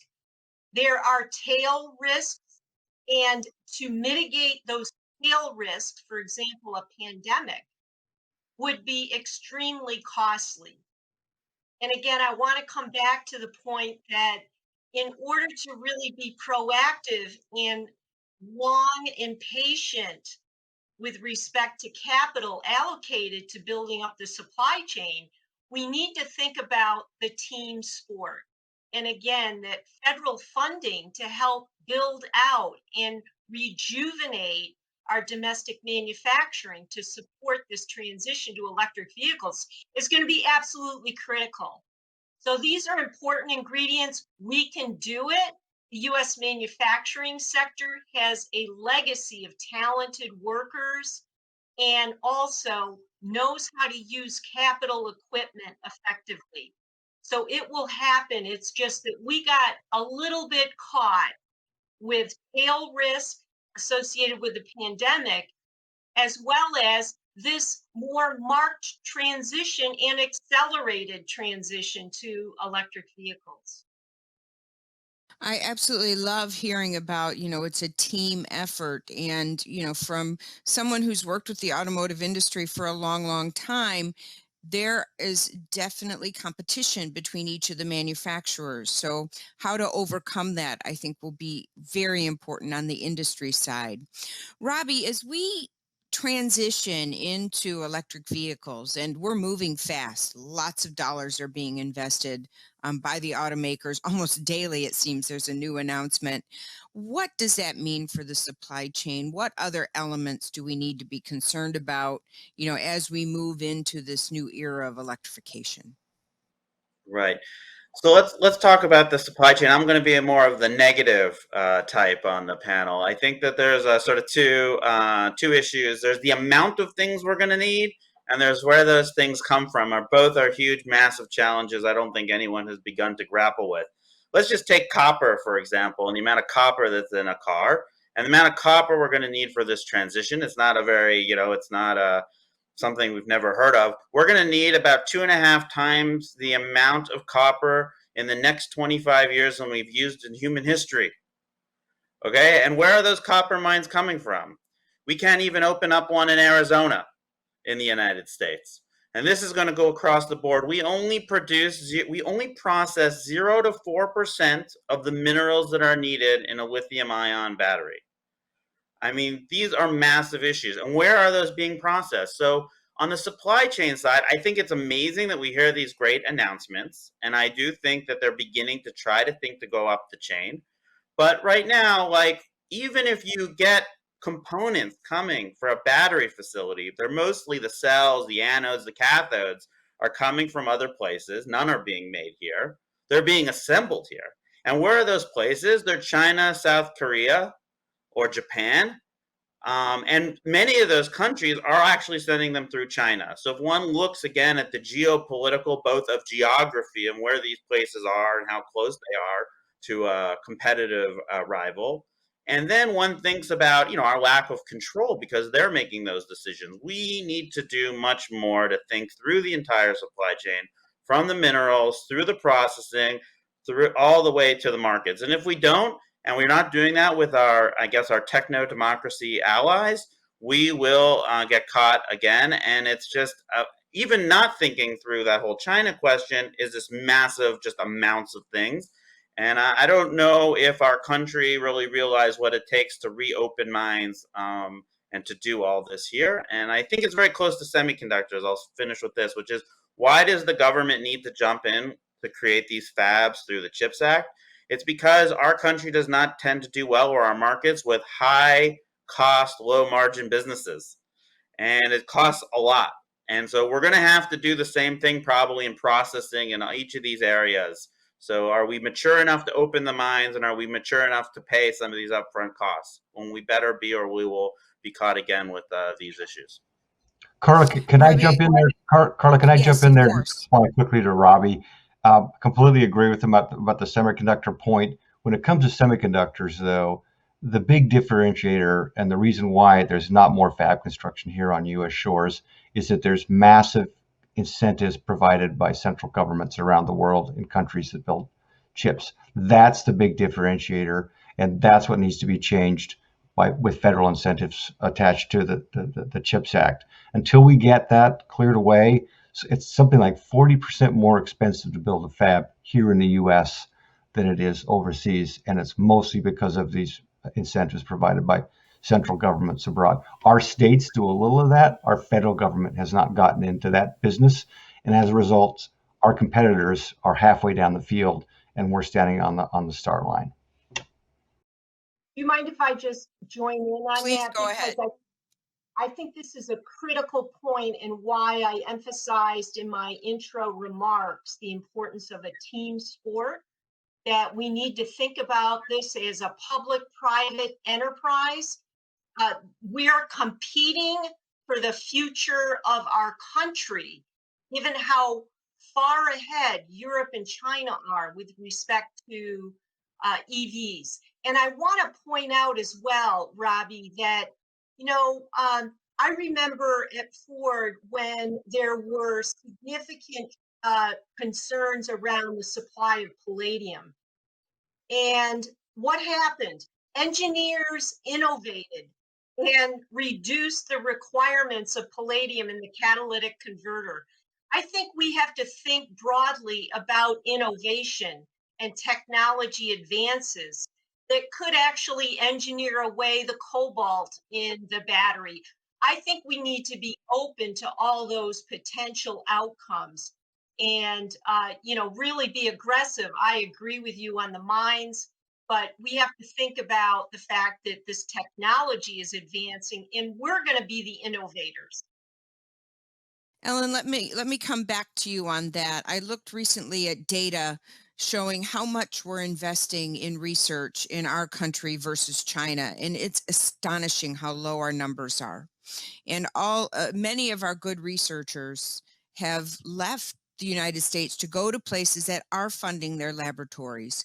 How are policymakers addressing that fundamental issue? Because we need to support innovation and creativity and new ideas and get also that self-started mission as part of this initiative. I hope everyone that's listening to this panel will say, I am all in on the bipartisan infrastructure and budget reconciliation, and also the appropriations process for the next fiscal year, because what is contained in all three of those are significant increases in appropriations for research, development, and demonstrations.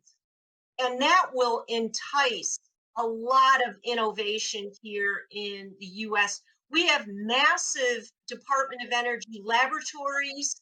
We have a new supercomputer at Argonne National Lab that will be working on innovations around repurposing and recycling batteries. We've got to be all in. Anyone interested in this electric future and reducing CO2 emissions has to be supporting this kind of legislation. Otherwise, we will be in the back seat. As you know, CATL, one of the largest battery makers in China, essentially supplies half of the 6,000 new energy vehicles in China. What are they doing? They're innovating. They're funding scientists to innovate on their cell manufacturing. We have to do double, triple that. We've got to really move in. And it's not going to happen if we don't get the federal funding. So can I just jump in there? Something like 3 in 4 postgraduate students in the U.S. are foreign-born, and that's great. Foreign-born talent is fantastic, but this trend continues. Fewer and fewer Americans are students are going into STEM.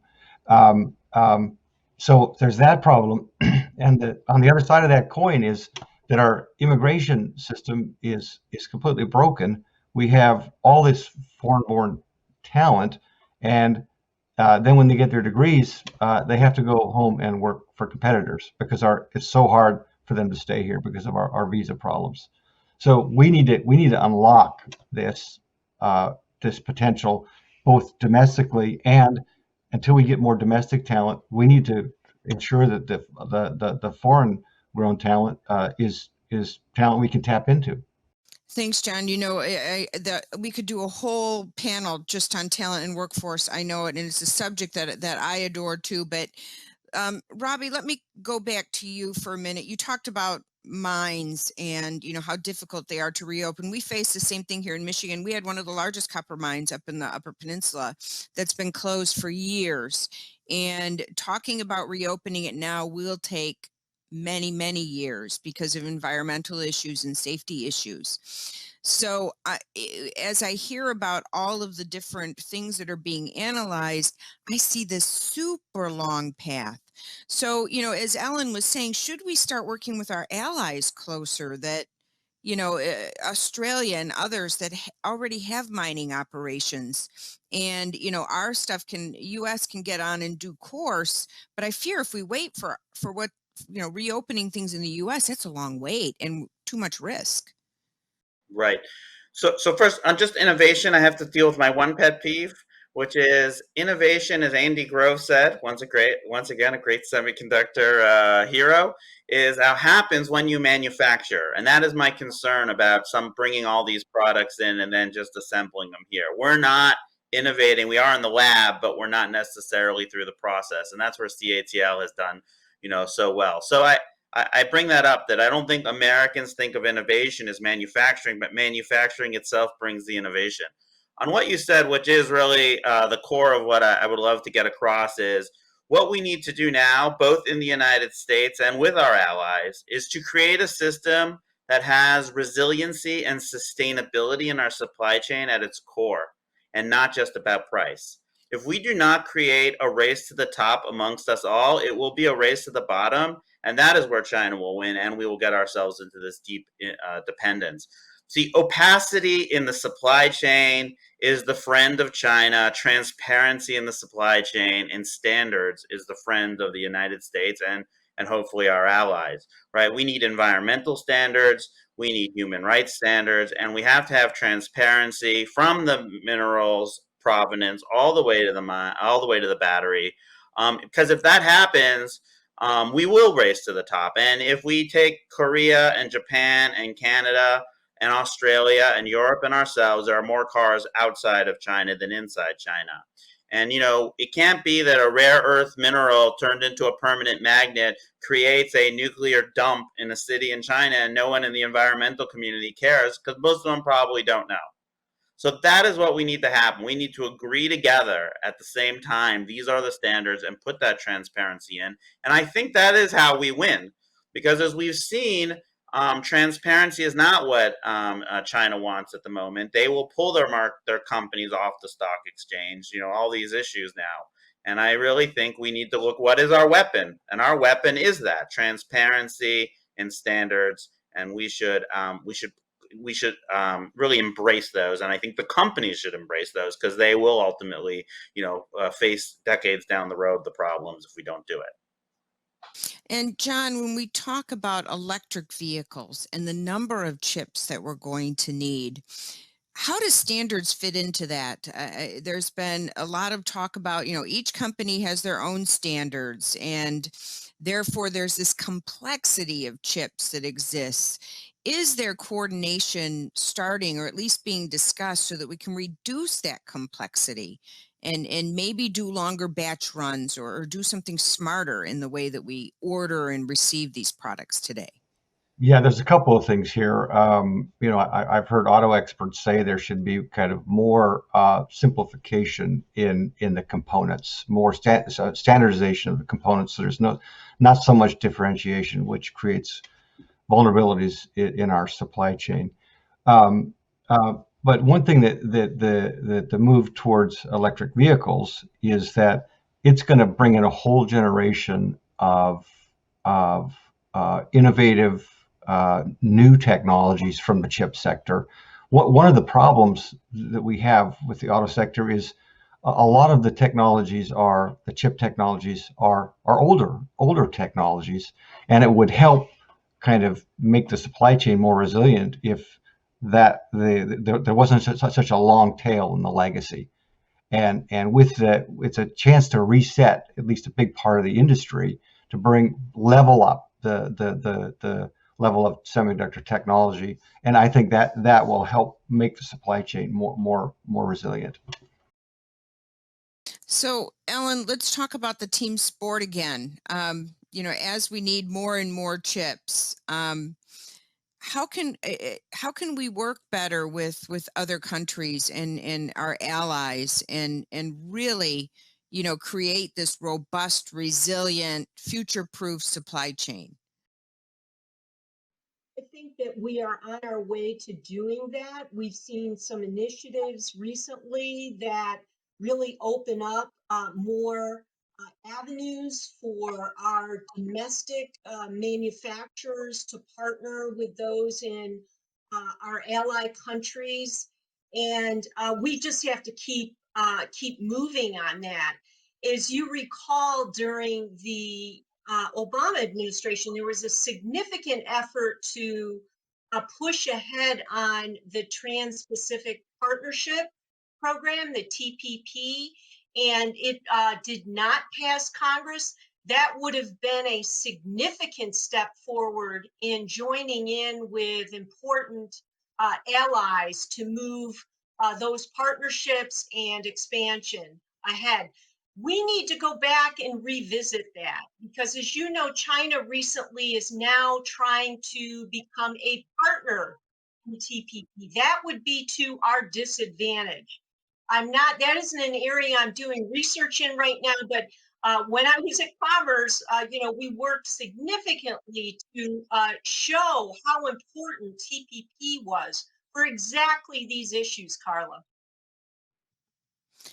Yeah, I did see recently that China was looking at joining TPP, and it made me a lot nervous, about how that would impact the U.S. even further. So we've talked a little bit about some of the federal funding that's in these current proposals. Is that enough? Do we need more? Do we need businesses to put in more, the private sector to put in more? I mean, I often see industry pointing at government, government points at industry. How can we, begin to work as a good, solid team to be able to put, everyone's money on the table and make this happen? Since there's $52 billion before Congress right now to incentivize chip manufacturing, let me just jump in. First of all, the chip industry is one of the most R&D intensive industries in the world. We're right up there with the pharmaceuticals. About $1 in $5 from sales is plowed back into R&D. So that's one of our big secrets to formula ingredients for success is we're so R&D intensive, and it's extremely expensive, becoming more expensive to create these chips that now have something like 35, 50 billion transistors on one little piece of.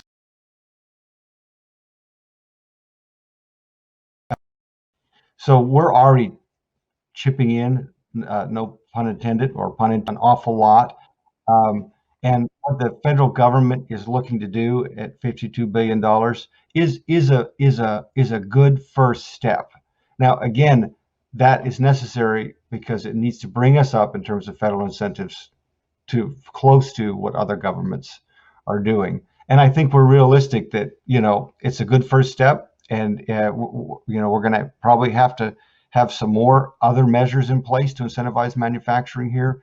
But at least we're finally heading in the right direction.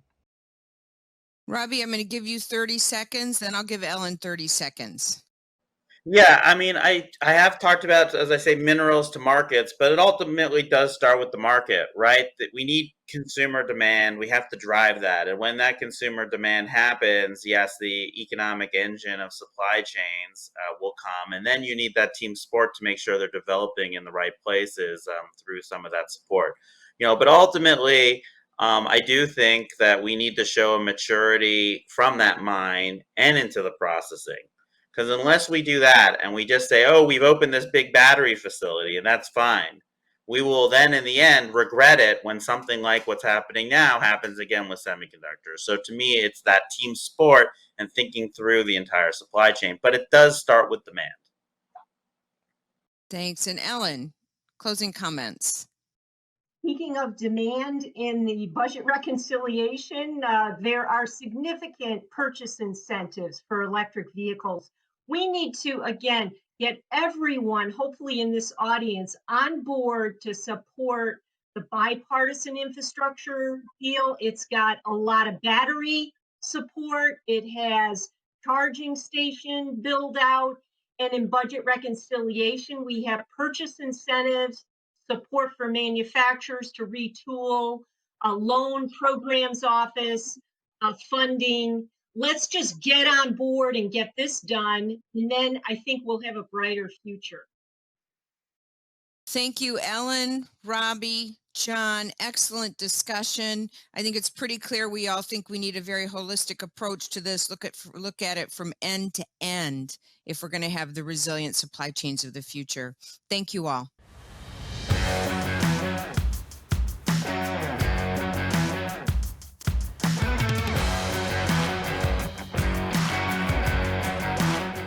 Many of us have come to rely on the research and analysis provided by Daniel Yergin and the firm IHS Markit, where he serves as vice chairman. But we've also known him as the author of seminal books on energy policy and globalization, including The Prize, for which he won, appropriately enough, a Pulitzer Prize, The Quest, and most recently, The New Map, a fascinating look at energy, climate change, and geopolitics that I recommend highly. The New Map covers the trends and developments that are reshaping our world and our industry, and we are delighted that he could be here with us today to share his insights. Daniel, welcome. Thank you. Very glad to be with you. Thanks. You know, I want to start with what you call in your latest book, the climate map. There's been, for some time now, a transition happening in the energy space, a transition perhaps to lower carbon energy. And what does that transition look like today? Well, it's different from all other transitions. We're actually, John, in the 312th year of the energy transition, started in January of 1709, when a metal worker figured out in Britain that you could use coal to make iron instead of wood. But all the other energy transitions have unfolded over a long time and have really been energy additions. Oil overtook coal in the 1960s, but we use a lot more coal today. This one is different in a couple of aspects. One, it's meant to happen in a very short time, in 28 years. And two, it's not meant to be energy addition, it's really meant to be a transition from one to the other. And I think the third thing is the degree to which it's driven by governments. So speaking of driven by governments, do we see this transition happening differently in different parts of the world? For example, between the developed world and the developing world? Yeah, absolutely. We just did our own big conference, India Energy Forum, and India, Africa, other parts of the developing world, they see things differently because they say it's actually energy transitions. India says we're going to use more natural gas because we've got to clean up the air. We don't want people cooking with wood and waste and stuff like that. And so they're building out a natural gas system. So it's quite a different perspective. It's almost like a new north-south divide in terms of how to go about it, because they have imperatives that the developed world doesn't have about pervasive poverty and so forth. So there are different ways of looking at energy transition. Has the pandemic changed the arc of this transition in your view? Well, it seemed to, but actually the rebound from the pandemic is quite significant because we've had this really strong rebound in energy demand. And what has it done? It's triggered an energy crisis in Asia and in Europe. And the first energy crisis I can really think of that didn't originate in the Middle East, but originated because of strong economic growth. So there's a mix. I think the other thing is maybe this pandemic also actually changed some people's attitude towards plastic, that actually plastic has some benefits for health. You know, when I think about the pandemic and I think about the auto industry, you know, and you talk about the resurgence of economic activity, we've certainly seen that in the auto sector. You know, we shut production down completely. Right.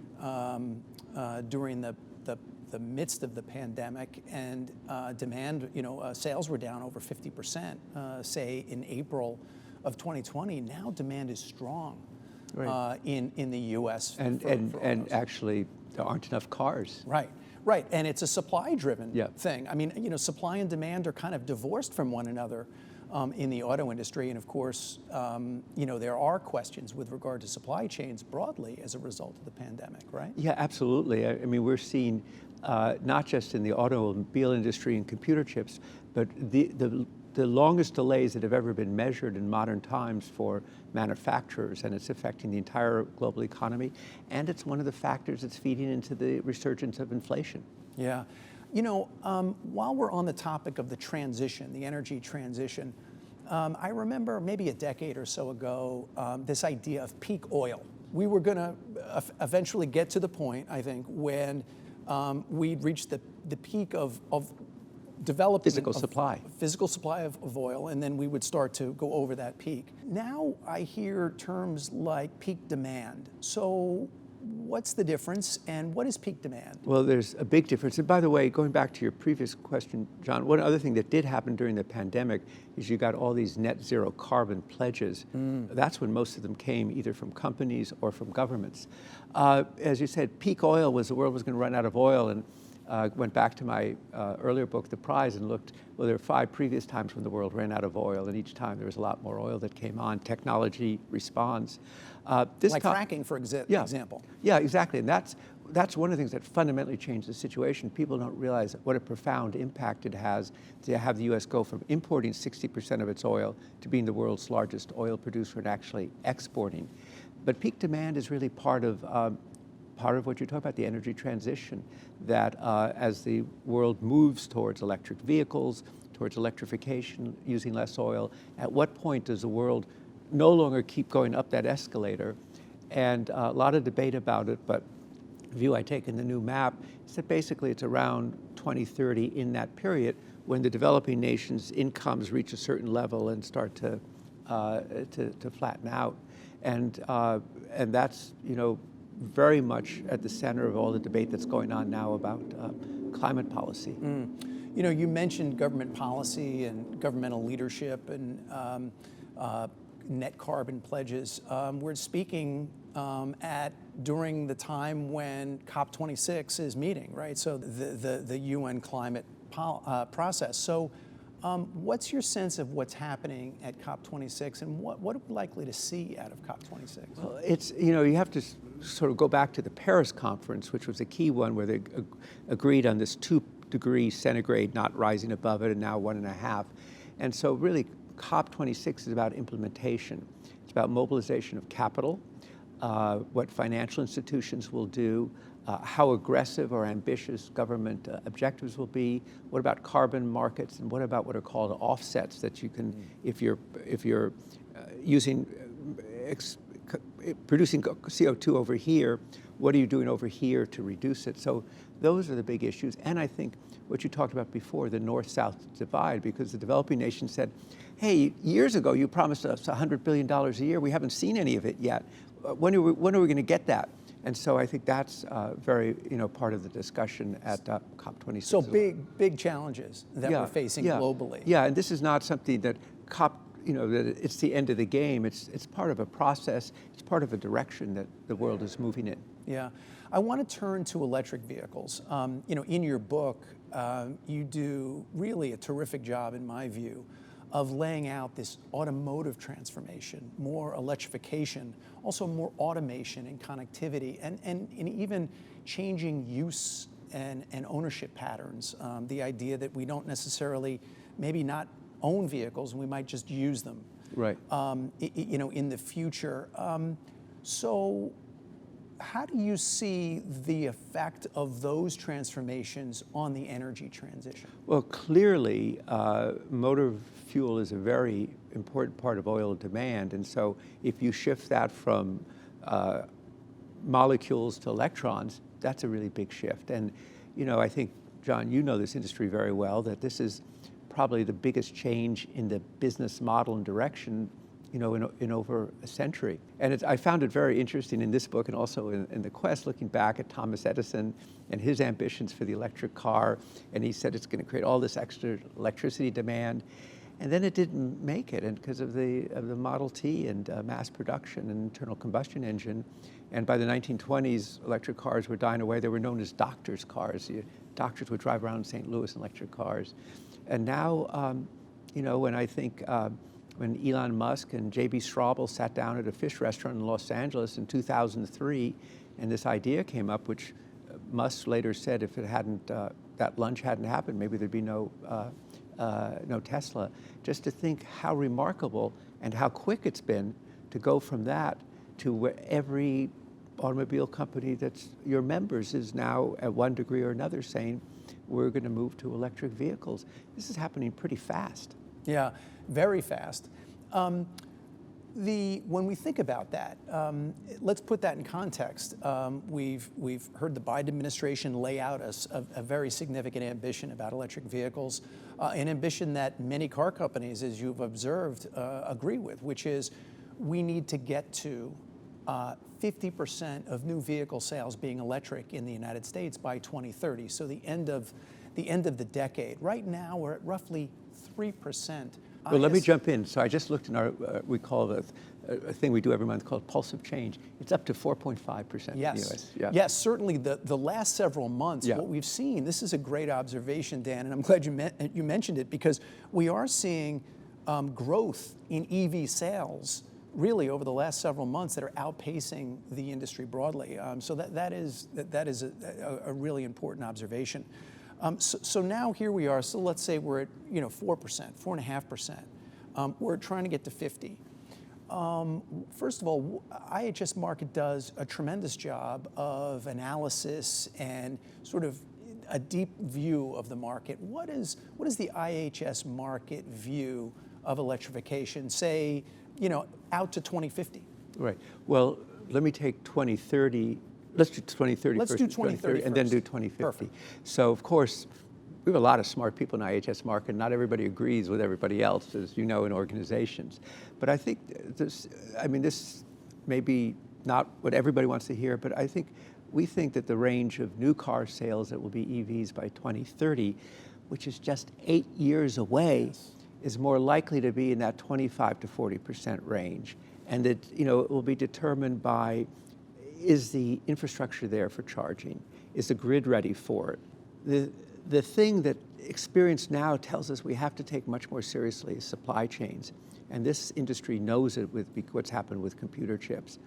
And then the third is public acceptance. And that can, people keep talking, where's the tipping point coming? And certainly the industry is going to try and push it. And I guess there's one other thing that, makes us different than China and makes us different from Europe. It's politics. Mm-hmm. Who's going to be the next president, the next administration? So those are the variables. Because if we look right now, the U.S., as we say, 4.5% last couple of months. China's at 14%, again, in the pulse of change. Major European countries at 21%. So there's a lot of variation in there. So that is, so I would say 25 to 40%. But it's always good to have targets, Yeah, and it does raise the question, what would it take to get from that 25 to 40 to the 40 to 50? You mentioned I think partly it would be everything going right. Yes, yeah, and so let's go back to your supply chain point. I think, you're right. The current challenge that the auto industry is facing with regard to a severe shortage of auto-grade chips could really be a cautionary tale about the electric vehicle supply chain, right? Well, I think it's, and I think more broadly, we've been doing a lot of work in IHS Markit on the supply chains in general, and it's so pervasive. And it just shows that, you assume these synchronized systems work, but then, things start to go wrong and they multiply. So I think that it is a cautionary tale not to take it for granted. And what you're really talking about is creating really major new supply chains that don't exist right now. You're creating new supply chains for net zero carbon. And there are a lot of different issues that run into that. And a lot of mining is involved. So, we go from this familiar era, that headline you always see, big oil. We'll be talking about big shovels because so much mining. And so I think understanding the supply chains, I think we've seen on the computer chips that the OEMs understood the tier one, but then there are the other tiers beneath there and didn't, we found in the computer chips. I think companies in general are having to learn a lot more about their supply chains and not just take them for granted. I couldn't agree more with that. And you hear now automotive executives talking about understanding the electric vehicle supply chain back to the mine. Right. Right. So not only the development of the batteries, but the development of the raw materials, how they are processed, and then of course where they come from and how they're mined. Right. And how long does it take to open a mine? I mean, I think in the new map talk about a 4,300% increase in demand for lithium. So there are a lot of issues there, and some of the ESG issues that now with conventional energy will, I think, be there in terms of mining, because the estimates of how much earth you have to move for a 1,000-pound EV battery are pretty high. Yeah. I want to come back to your point about politics. As you differentiate, for example, the U.S. from other countries that we're in the EV race with. So let's expand on that a little bit. When you say politics, I think the point you're making is we need supportive policies, investments in infrastructure, for example, support for the consumer. Is that what you're getting at? Yeah, I think that's it. And then I think it's relations among nations. I do want to finish one other point. You asked 2050. So now I'm going to really go out on a limb here. Yes. So we have two new scenarios we've done. One is called inflections, where we're sort of where we are with some acceleration. Another called green rules, where things get really aggressive and government policies really strong. And in that we see 2050, and these are scenarios, and it's still 28 years away, that in the sort of inflections, we might see about 45% of the fleet being EVs in 2050. In the much more really strong government policies, getting close to 60%. Oh, wow. That is that's a big difference. Yes. And really, it's going to be, you'll be talking about 2 billion cars instead of 1.4, whatever the number is now. Significant. I want to get to, one of the subtitle of your book, The Clash of Nations, Geopolitics. Let's talk about that a little bit. This isn't just about climate policy, is it? No. In a way, all of my books, the recent ones, have been about energy and geopolitics coming together, and we're seeing a new geopolitics that will affect, very definitely affect energy. And it's this change, this remarkable change. I mean, so many of your members, they work here in the United States, they're in China as well. And we all sort of assume there's assumption of what I called it in the book, I didn't know what to call it, the WTO consensus. Yeah. We're all in this globalized world together, and so are the supply chains. And that was, if you look at the last national security assessment strategy from the Obama administration, it talks about cooperation with China, engagement. Now, you look at the first one from the Biden administration, it talks about strategic rivals, great power competition. And by the way, it's the same people who were in the last administration doing it. It tells you how much has changed, this kind of polarization, regionalization between China and the United States. And that's where it collides with climate because of these supply chains. As many people watching this, know that 80% of the lithium-ion battery supply chain runs through China. Right. 80% of the solar panels come from China. You go down the list, you look at mining, and so and you can look at what the Biden administration has said about critical minerals, about supply chain. So much of it has to be seen in this rivalry with China, and look at what they're doing and the way they're going to insulate their industries. So I think that's where climate and geopolitics and the clash of nations comes together. Yeah, you write about this in your book, and those of us in the industry are familiar with this idea, the leapfrog approach, right, in China. Right. They look at the U.S. and they see the U.S. on this long journey to make internal combustion engine vehicles clean, and it's been hugely successful. And to make them better and better. And to make them better and better. China looks at this and says, what? Yeah, we can leapfrog. Yeah. And I think the Chinese drive for electric cars, which is the one, that's the one, that course is set. And there's not going to be any dissent on it, any different views. Climate's a factor, but urban pollution is a factor. Oil imports is a very big factor. Remember, they import 75% of their oil. They wish that they were where the U.S. is and be self-sufficient. They worry about their supply lines and their supply chains for oil, particularly when they look at the United States. And third, the other factor, I think, which you're getting at, is they say that we're never going to catch up with Japan. We're never going to catch up with South Korea, the United States, or Europe. But on the electric vehicle, we can leapfrog, and we can be a major player in the global market. So I think there's no question that that's a very important part of their strategy. Are you worried that if we don't look at this from this, meaning the energy transition and the EV transformation, as a competitive issue, and we look at it as important as climate is, just as a climate issue, do we risk our international competitiveness and our economic security as a country? Well, I think for the United States, you have to look at this in the context of the global competition. I think also, I have a chapter in the book called, the Four Ghosts Who Haunt the South China Sea. Really should be working as a matter of statecraft to try and not see a further polarization with China, but and not put everything in terms of the rivalry with China.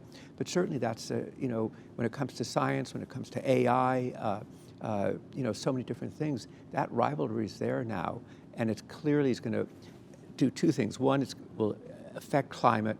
The other thing is that it's going to be an increasing challenge for any global companies who operate and think globally and think in terms of globalization. And the rule book of globalization are going to find it more challenging. And certainly the automobile industry is very much in that arena. Well, Daniel Yergin, it's been a real pleasure being with you today. Thanks for joining us. Well, thank you, John. It's been great to be here today. I want to sincerely thank Daniel Yergin for taking the time to share his thoughts on these important issues and fostering a very productive conversation. One of the key U.S. government agencies addressing the challenges Daniel Yergin described is the Department of Commerce. The Department of Commerce plays an important role in promoting job creation, trade, and economic growth, not to mention overseeing the U.S. Patent and Trademark Office, which helps bolster U.S. innovation and leadership across the globe. I was fortunate to have the opportunity recently to sit down with Deputy Secretary of Commerce Don Graves to get his perspective about key issues facing the auto sector, but also some of the key initiatives that he, along with Secretary Raimondo, are putting forward.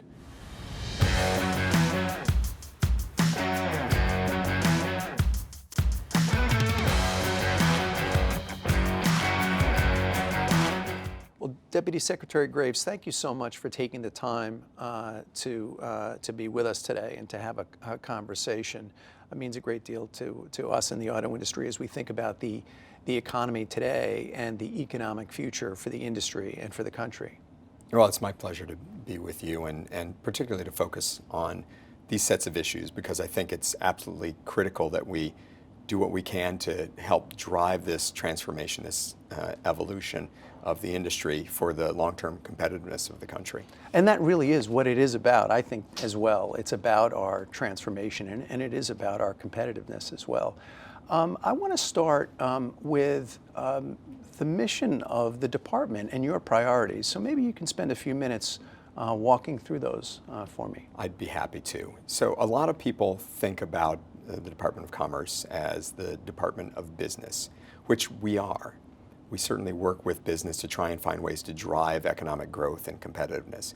But beyond that, we're also the Department of People and Communities, because we know that businesses are only going to be as successful as the people and the communities in which they operate. And so we're really focused as a department on all the ways that we can help drive long-term economic vibrancy and success for our entire country, whether it's using our science, our data, our ability to innovate, to protect intellectual property, to invest in communities, to support workforce development, and generally to find ways to drive that innovative spirit that really is at the core of who we are as a people. Yeah, there's so much there that you've covered, and a lot that I think folks in the auto industry, whether they're people who work on the plant floor or people who are in the executive suites, can certainly relate to. I want to, talk a little bit about some of the challenges that we're seeing in the supply chain and with regard to key components like semiconductors. But as you talked about the economy, I was reflecting there are 10 million Americans that rely in one way or another on the auto industry for their livelihoods, and they are working and living in communities all across the country. So the work you're doing, I think, is relevant and important to the industry across the country. So we really appreciate that. So semiconductors, here we are. We've got this technological marvel, a rolling computer on wheels called an automobile. Right. That relies on semiconductors to provide the benefits and the safety, the fuel economy, and the technology and convenience that consumers expect today. And there is an absolute shortage of these auto-grade semiconductors. Clearly, you saw this coming in to the administration and got right to work. So maybe you can focus a little bit on what the Department of Commerce has been doing to address this computer chip crisis. Sure. Yeah, and you're exactly right. This is a crisis for the industry, but for just about every industry that you can find across the country. I mean, the thing that we have to remember is that decades ago, the United States was at the forefront in semiconductor development and chip development. We were the ones who came up with the best designs, the most advanced designs, and unfortunately, we lost that productive capacity, that leadership. Most of it has gone overseas. And the challenge that we have now is really sort of a perfect storm. As the Internet of Things is taking the world by storm, as the auto industry in particular has developed more capacities in all of the different types of vehicles that are coming out. We also, there was more of a demand for the chips that we saw coming, but then we hit this pandemic, and that just threw a wrench into everything that we had going on. So the ability to produce the chips at the scale, the pace that's necessary, not just for the auto industry, but for every industry, was a real problem for the world. It's something that we're trying to dig out of right now, but it's going to take a whole lot of work. It's something that the administration is very focused on. We certainly here at the Department of Commerce are spending a lot of time trying to find the ways that in short term, medium term, and long term, we can deal with the challenges that industries are facing. On the short term front, there's not as much that we can do directly within our power, but we can help provide more information.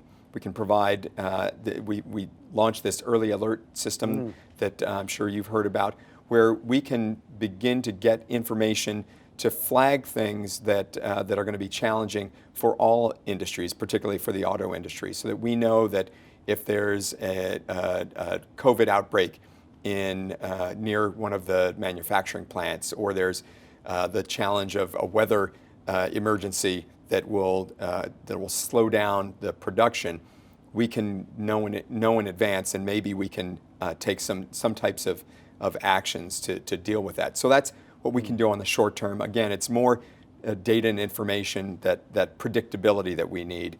In the medium and the long run, we're actually working on things that we can make better investments, smarter investments from the USG, as well as working with our partners in the private sector, so that over the longer term, we actually have the ability to increase the type of chips that are necessary, including not just the advanced, the leading or bleeding edge, but also legacy chips, because we know that there's constant innovation. As some people might not realize, there's constant innovation in legacy chips as well. So thinking about ways that we can help increase production, have more fabs and fabless firms growing in this country, so that we aren't as reliant on the rest of the world, but we also have the ability quickly to get more chips out to our automakers and other industries. Yeah, I really appreciate that way of thinking about it, the short term, the midterm, and the long term. And my sense of it is that you're right. I mean, what we're seeing currently in this current supply-demand imbalance is really, just as we are with other supply chain issues, really kind of a result of the pandemic, where the pandemic may have accelerated and exacerbated some challenges that were probably already playing out in this semiconductor supply chain, but really to a really terrific extent. I love this idea, by the way, of the early alert, and I think that that's important, because you're right. There might be a plant in Malaysia or in Vietnam, for example, where their response to COVID could, the information that a manufacturer might have about that could be helpful to you. So that does make sense to me. I also appreciate the idea that data is important here. So maybe you could talk a little bit about how the department sees data and some of the work you're doing to at least get as robust a picture of the current landscape as is possible. It's a great question, and it's really important to flag the need for data. It's a challenge that I think that every industry has had as it relates to chips, that we just don't know, we don't have a full picture of what's going on with the whole supply chain. And so for us to be able to gather information and provide it to industry in a way that's consistent, that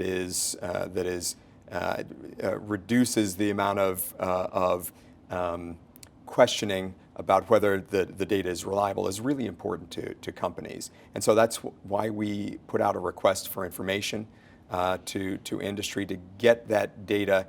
We're not trying to get proprietary information about who's producing which chip and how they do it. It's more to get an understanding of how the supply chain is working or not working. Who's operating in which part of the supply chain, so that we have a better idea of, and frankly, so the private sector has a better idea of how they can prepare for what's coming in not just in the short run, but in the medium and long term. Yeah, so in other words, this data could also help the private sector, could help companies across the semiconductor supply chain maybe take different approaches, plan differently, or understand more effectively what can be done in the short term. I do think that's important.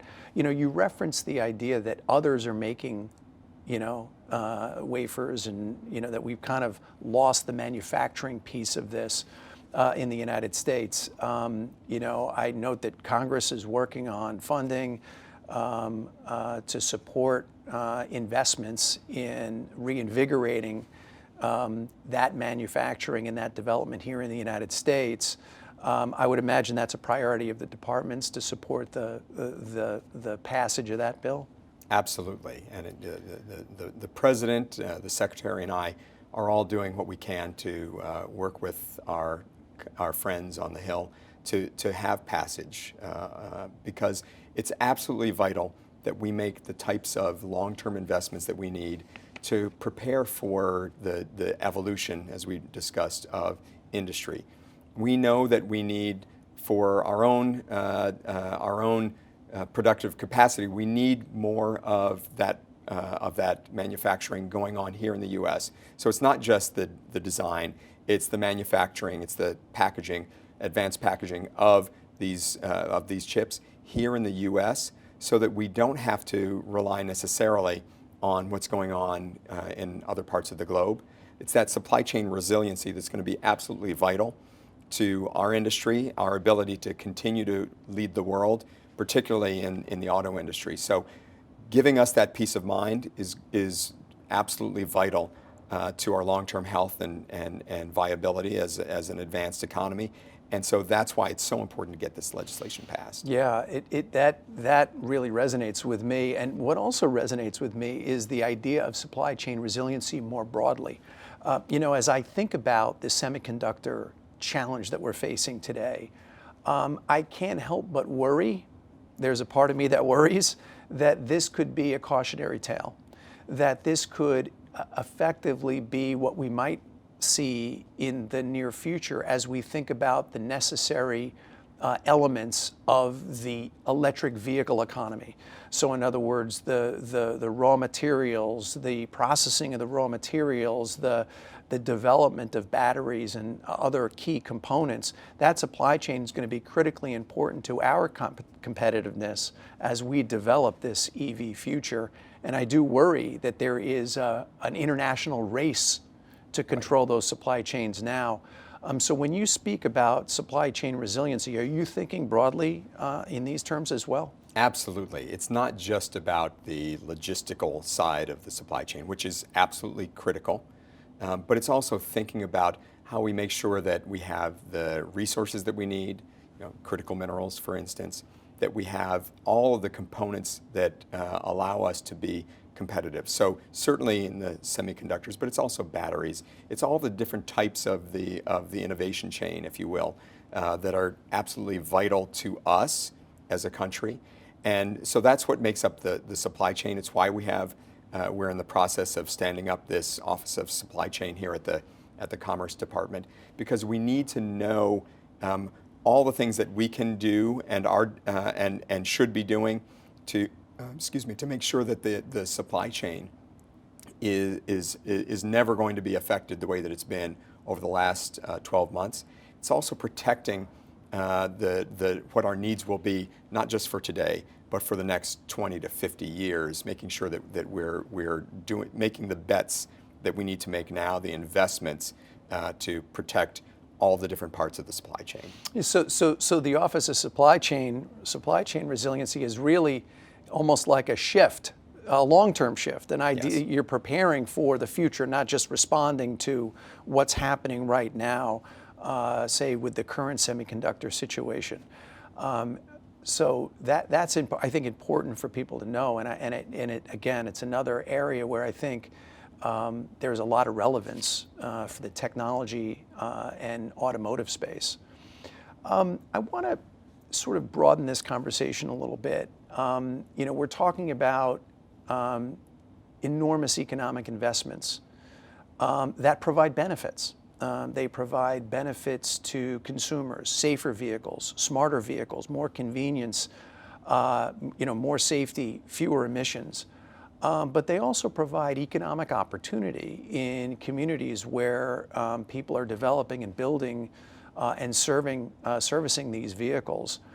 And it raises a question for me about how do we ensure that those benefits are shared broadly, whether that means across consumers broadly, for example, and not just certain consumers, or whether it means communities broadly, not just certain communities that we might think of as traditional automotive communities or that we might think of as traditional technology communities. I know you're thinking a lot about this and doing a lot of work in this space, so I'd love to understand how you think about this.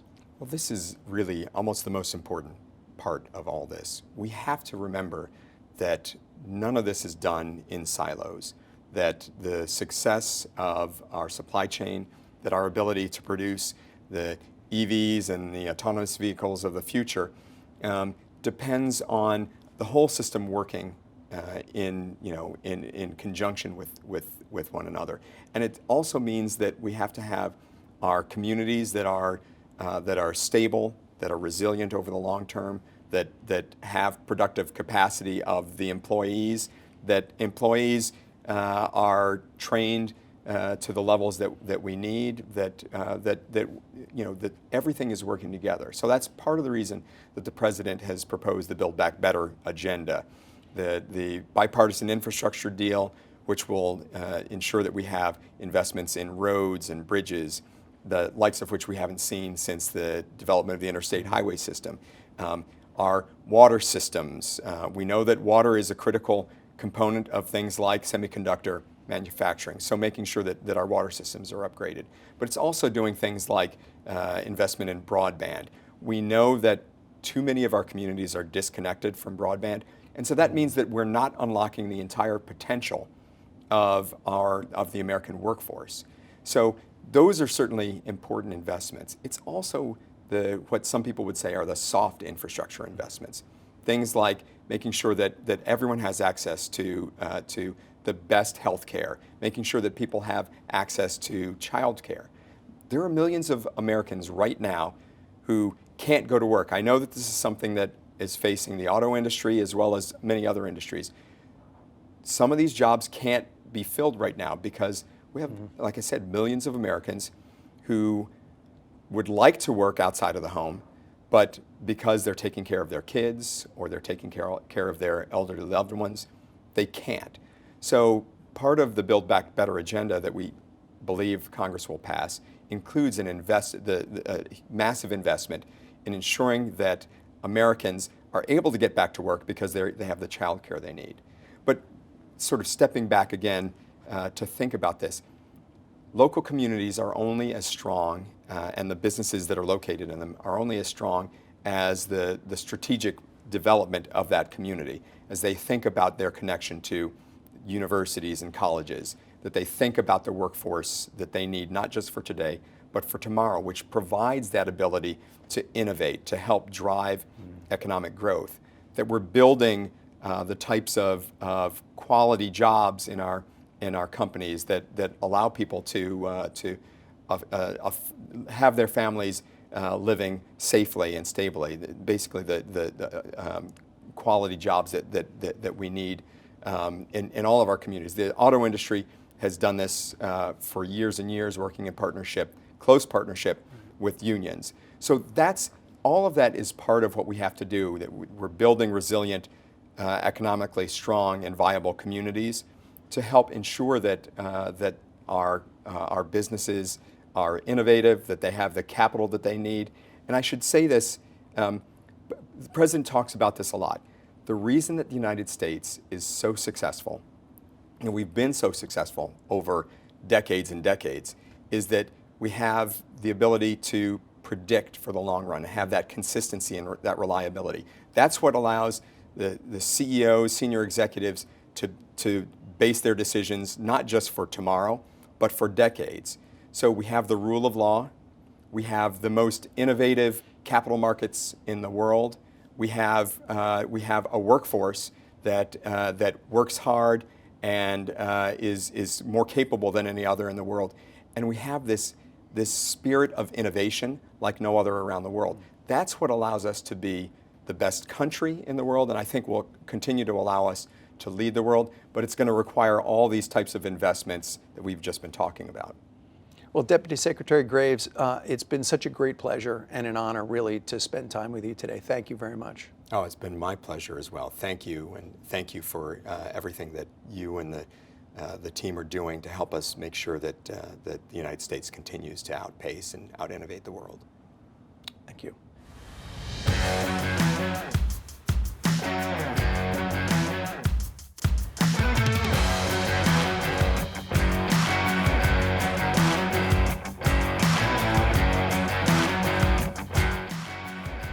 We've covered a lot of ground the last 2 days. Some of the world's most knowledgeable experts discuss the state of the auto market and the quest for clean energy. Innovators, entrepreneurs, and senior executives shared their cutting-edge work to realize our vision of a cleaner, safer, and smarter future. Government regulators provided their point of view. We were joined by a member of Congress, a cabinet secretary, and a senior agency official who shaped public policies affecting our industry today and into the future. Those sessions were enlightening and thought-provoking, and they underscore the importance of what we're trying to accomplish. These last 2 days have shown us the roadmap leading to our goals. To get where we want to go, we need everyone to be on board. Government appointees, regulators, and legislators, startups pushing the envelope of innovation, suppliers who have been with us for decades, and companies who now see opportunities in entering the value chain, firms that generate and distribute energy, and the people who ultimately determine success in our business, our customers. We need to make sure the transition to electrification goes smoothly and equitably so that we can meet the targets that have been set for us and the targets that we've set for ourselves. We need to find faster and better ways to deliver life-saving new safety technologies and systems to the public. We need to resolve the policy debates that may be inhibiting the development of automated transportation that can expand personal mobility. And we need to build resilient supply chains that support innovation without creating dangerous dependencies. This summit has been a success because of all of you who've joined us and will help solve these puzzles. We hope that you've enjoyed these sessions and that you'll join us at future Autos 2050 events as we transform the way the world drives. We will keep you apprised of the latest developments in the areas we've discussed, and we encourage you to visit our website, autosinnovate.org, regularly for updates. Thank you, and I look forward to continuing our discussion online at autos2050.com or use our Twitter hashtags Autos2050 and Future of Mobility. Thank you.